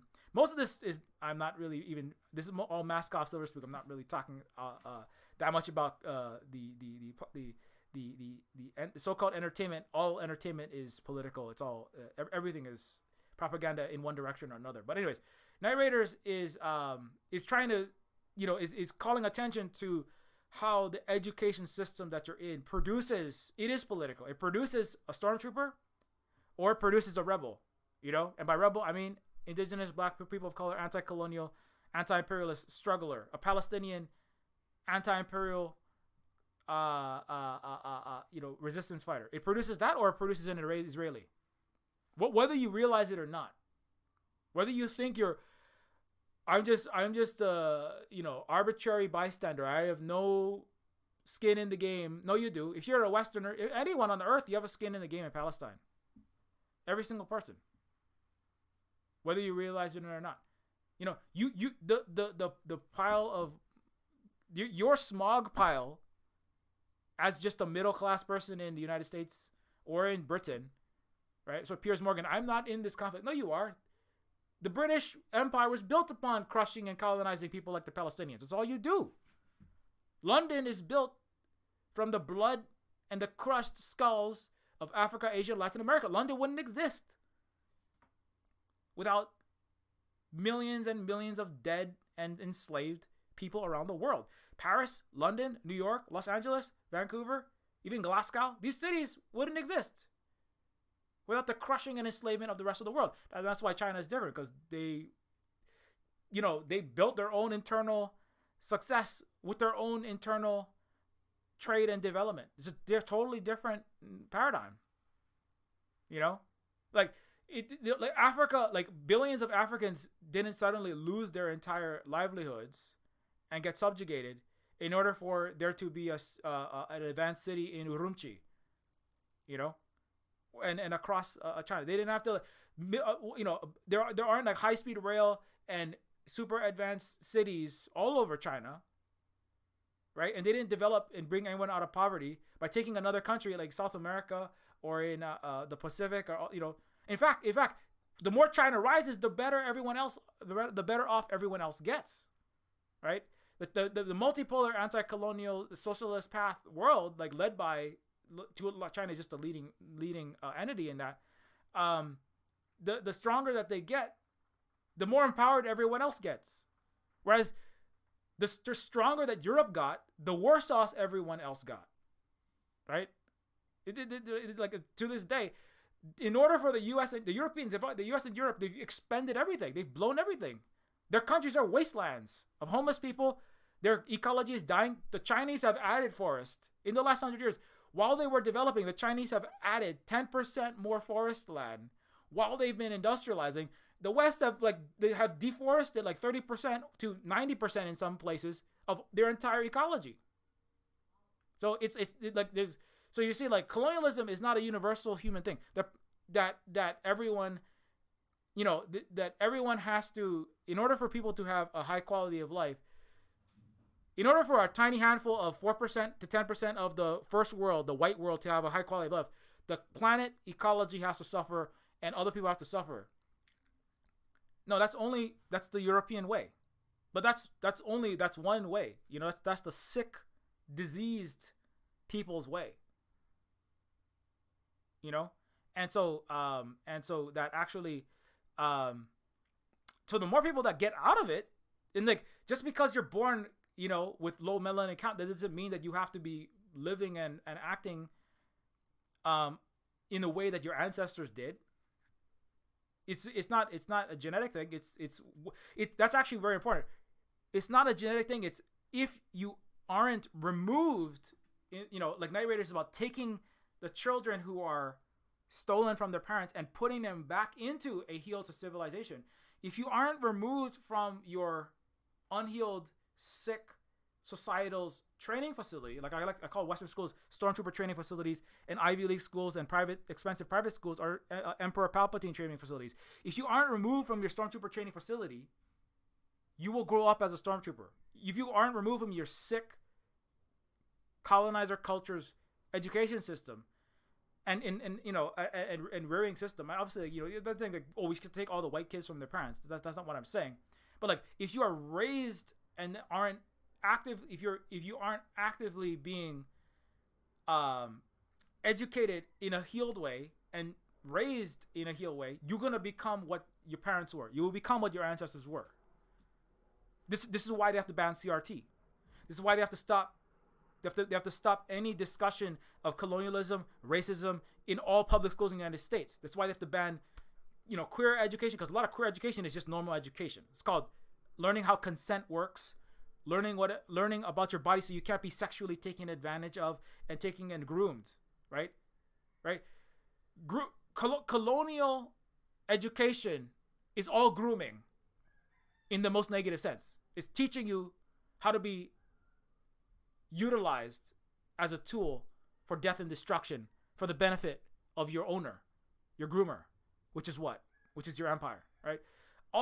There's nothing but grooming in the West. That's all they do. They don't educate you. They don't teach you. They condition you to be a good cog, a good tool. And now if you're a woman, it's a sexual tool, like in Blade Runner. They make sex pleasure model Stepford wives in the West, and then they make like trained killers like Roy, and then they make the browbeaten workforce like Leon. That's all groomed, right? So queer education is learning how to actually be a democratic, just, ethical, equal citizen in the world, right? And that's why they got to ban queer education. They can't learn about you can't have drag queen readings. You can't have indigenous education. Anything that makes a white person uncomfortable cannot be taught. Everything about white history is cancer. So that's like saying we can only cure cancer by not making cancer cells uncomfortable, right? That's the equivalent of Western education. We have to tell the history while we're leaving. Nobody can ever feel shame ever. No white or no American child, no Western child can ever feel any shame or any guilt in school. No, even before these new laws are being put in, that there's every single book that goes in the library, and it, like micromanaging teachers and firing them for letting kids watch a movie starring black people, or like reading Uncle Tom's Cabin or something. Just reading a book about reading about the history of slavery, and just firing the teachers. Right. Even before that, the school was not. It was all diseducation. Now that's only making it worse, right? And the proof that all of Western school and U.S. school was all imperial conditioning is the fact that you have a bunch of imperial stormtroopers that are all Gen X and Boomer now, that are 90% still behind Israel. Most of them. Still be they haven't done shit about the U.S. empire, right? The fact that the U.S. empire exists is the fact that the U.S. empire and its capitalist system still exists are proof in the pudding of the non-education that they got, or the conditioning that they got in all of their public, private, and charter school. So by extension, right, removing as many kids. I'm not saying like, you got to remove the kids, but if you are a parent, you really consider how your child is being educated. If you're a parent, like, you really. Like, I know it's not easy. It's not easy to do indigenous education. It's not. That's why we have Silver Spook Academy that you can get access to, where you become a patron at any level, and you have like thousands of hours of all the education that I've ever put out, categorized according to topic. And also, like, if people really want it, we have a lot more educational resources to share. Holly has lots of them, and we're always sharing. And our kids are like, they're 12. They're by the time they were 5, 6, 7. They don't have to learn. They don't have to watch videos of babies being blown up, but they have to understand the basics of it. Like, when United, you're going to see and you're going to hear from news and from other people in America that the United States is fighting for good, but that's not what they're doing. They have to at least know that this history that they are telling you and the present that they're telling you about is false. Kids are not stupid, but the West also assumes that kids are little animals and stupid. It was legal for men to kill their own children in the 1800s in America. And some of them still do it and get away with it. Whenever a white man kills his family, they have a puff piece for him. Like, oh, look at this happy family. He loved water skiing and snowboarding with his family, and then he killed them all. So the West doesn't think of children as adult. They don't think of children as full human beings. Children can and they must understand these things. And and so even if you don't if whatever circumstances you're in, considering how your children are being educated or considering how your children are not being educated, and also how they're getting COVID-19. I had a whole COVID stream last week by going to unventilated schools where nobody's wearing masks and everybody pretends like the pandemic's done, getting massive brain damage and never being able to ever recite their, some of them never not being able to say sentences after getting their 4th round of Omicron, Epsilon, Delta, BA.465, right? So on top of that, also you should consider like what they're learning. It will determine whether they become a stormtrooper. No one single thing will, but in total, their upbringing will determine whether they become agents of empire, or whether they will spend their life trying to, at least understanding, and then ideally trying to stop it and build something better. And that is that's the I mean, so that's a kind of one of the, to me, that's like the central message. Now, of course, that's to me, so a native indigenous person who was raised in a stormtrooper Emperor Palpatine training facility, because I went to a $20,000 a year private school because my parents could have. My dad taught there, so I went for free. My parents could never afford to send me there. They're too poor and native Hawaiian. But they thought, oh, if my kid goes, if my kid, Silver Spook, if I went as Native Hawaiian to this fancy academy, I would have a better life. And what I found out is I could make more money, yeah, with my fancy education going to Harvard or something. I make more money like Obama, but at the cost of my soul and like everything that was good and destroying the world and participating in that, like Obama did, drone bombing 10 times more people of color than George Bush before him. So, like, and so and there's a fight throughout the whole movie. There's a fight. Like the mom is like, I don't know if I want to, I just want to live. I don't care about, breaking these kids out of this school. Like, let's let them stay in this school. My kids live, at least my kids alive. So there's like this there's individual survival mentality, like the libertarian mentality. It's like, I'll just go off in the middle of nowhere and I'll survive by myself alone from no one, and no one will help me, and I'll be, and like that also has its own problems. And then there's, and that is also weaponized by Empire. They go, yo, you want to be alone? Yeah, you can totally do that. Just be alone, individually investing. You don't realize when you're investing in the Imperial Project, which Wall Street doesn't exist. Nobody is ultimately alone in the world. Humans didn't survive for tens of thousands or hundreds of thousands of years alone. And any child born into the world with no family and no carers to take care of them doesn't exist after very short periods of time. And so there's that tension between like, if I just want to survive personally. That's a lot of the refugees that legitimately come to the United States to survive war zones that the United States and the West created. But then also, in that selfishness, could perpetuate the system that caused them to become refugees to begin with, or asylum seekers to begin with. So, but anyway, so all of that is like, there's so much I could say about this. I feel like I have not been giving this film the justice that it deserves, but I will chalk that up to having strange sleep, it being sudden temperature changes. I'm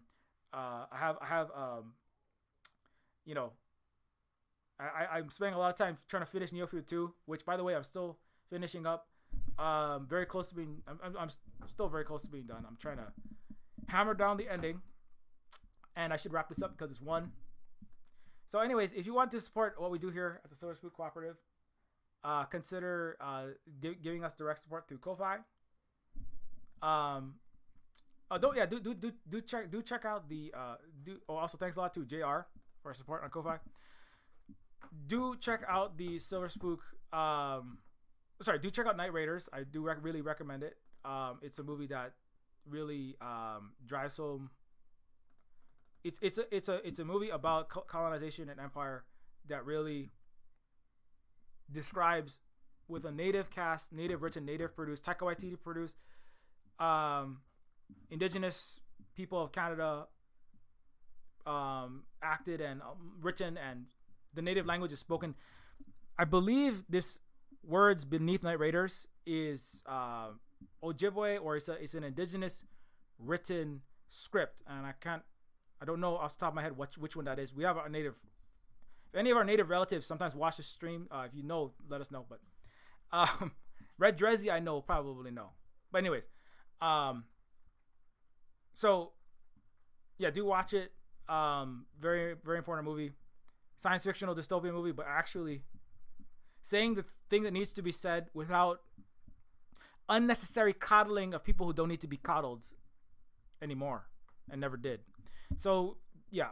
That's my take on that. And also, don't forget, you can support us through Patreon at patreon.com/Neofeud. And when you become a supporter, you get access to behind the scenes of what we're working on Neofeud 2, the Silver Spook Discord, and also Silver Spook University. That's Silver Spook. You said don't go to school, public, private, or charter, and don't go to Western University or college. Well, I mean, you got to do what you got to do. But also, if you really want some educational resources, when you become a Patreon member, you will get a whole lot of them for yourself and for people that you are raising. For all the Night Raiders that you have raided, for all the Night Raiders, for the children that you are recollecting from the colonial education, that's what we're here to do. I'm a professor at Night Raiders University. No, I'm just somebody that tries to do my best. Neofeud is a cyberpunk adventure game in the vein of Blade Runner with overlay of Game of Thrones like political intrigue. It is from a native Hawaiian perspective. I don't put that always out on the front of the Steam page, but it is a game that is from an anti-colonial, anti-capitalist, anti-imperial perspective. But it's also just a cyberpunk adventure game with some sentient machines and Terminator overlords and flying cars and all of your favorite cyberpunk bullshit in a retro 90s adventure style game. It's like Disco Elysium, but actually made by an indigenous person. And it had voice acting before it was a year into release. Disco Elysium is a good game though. You can also find Neofeud on itch.io for Windows and for Mac and for Linux. It is a game that is maximum revenue comes to us when you buy it on itch.io. Also, Neofeud is on sale, so if you want to get it cheaper, it's on sale there. Decolonators is a game where you kick Decolonators is a game where you, like in Night Raiders, you directly fight colonizers, and you kick capitalist colonizer butts out of your sovereign country. That country is Vietnam. So are you upset by all of the death and destruction being visited upon the Palestinians by the unjust U.S.-backed Israel genocide squads? Fight back in Decolonators in the video game. You literally just kill tons and tons and tons of Imperial soldiers, and like Night Raiders, Decolonators does not make the historical bad guys look like the good guys and the good guys look like the bad guys. You play the Vietnamese communists, unlike in Star Wars where everyone's a white middle class person.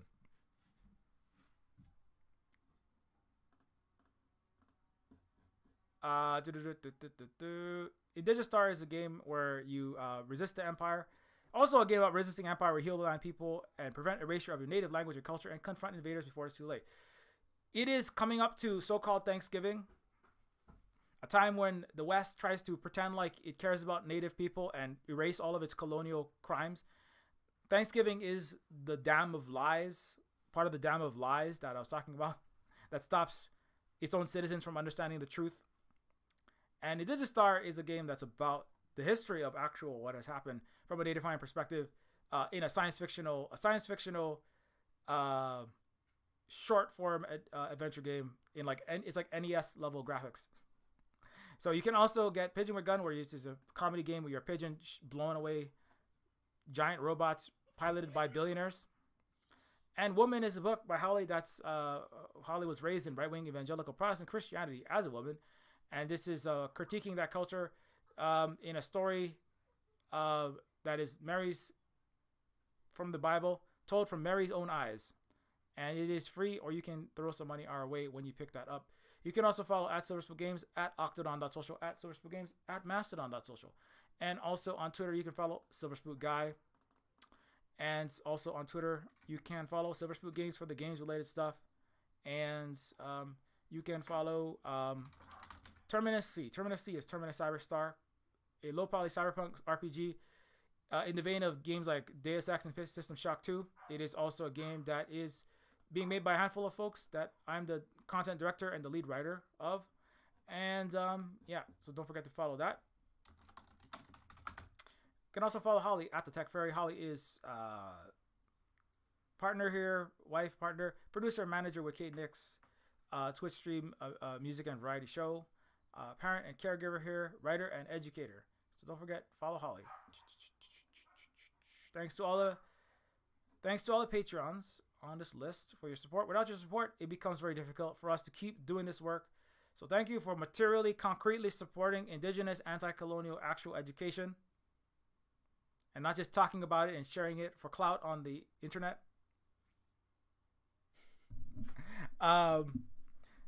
Thank you for not just doing a land acknowledgement at your complicit university. And thanks, Big Tio. Coming up, I will be soon, very soon, I will be hosting a pre-Thanksgiving get-together with Indigenous relatives. So just one final announcement. So look out for that. The Wednesday before Thanksgiving, I'm going to be talking to at least one and possibly a group of, at least, well, there'll be multiple Indigenous people from around the world talking about Thanksgiving on the Wednesday before Thanksgiving. So look out for that. That's another event coming up. And until next time, keep your shades polished, be excellent to each other, and we'll see you on possibly Twitch later on in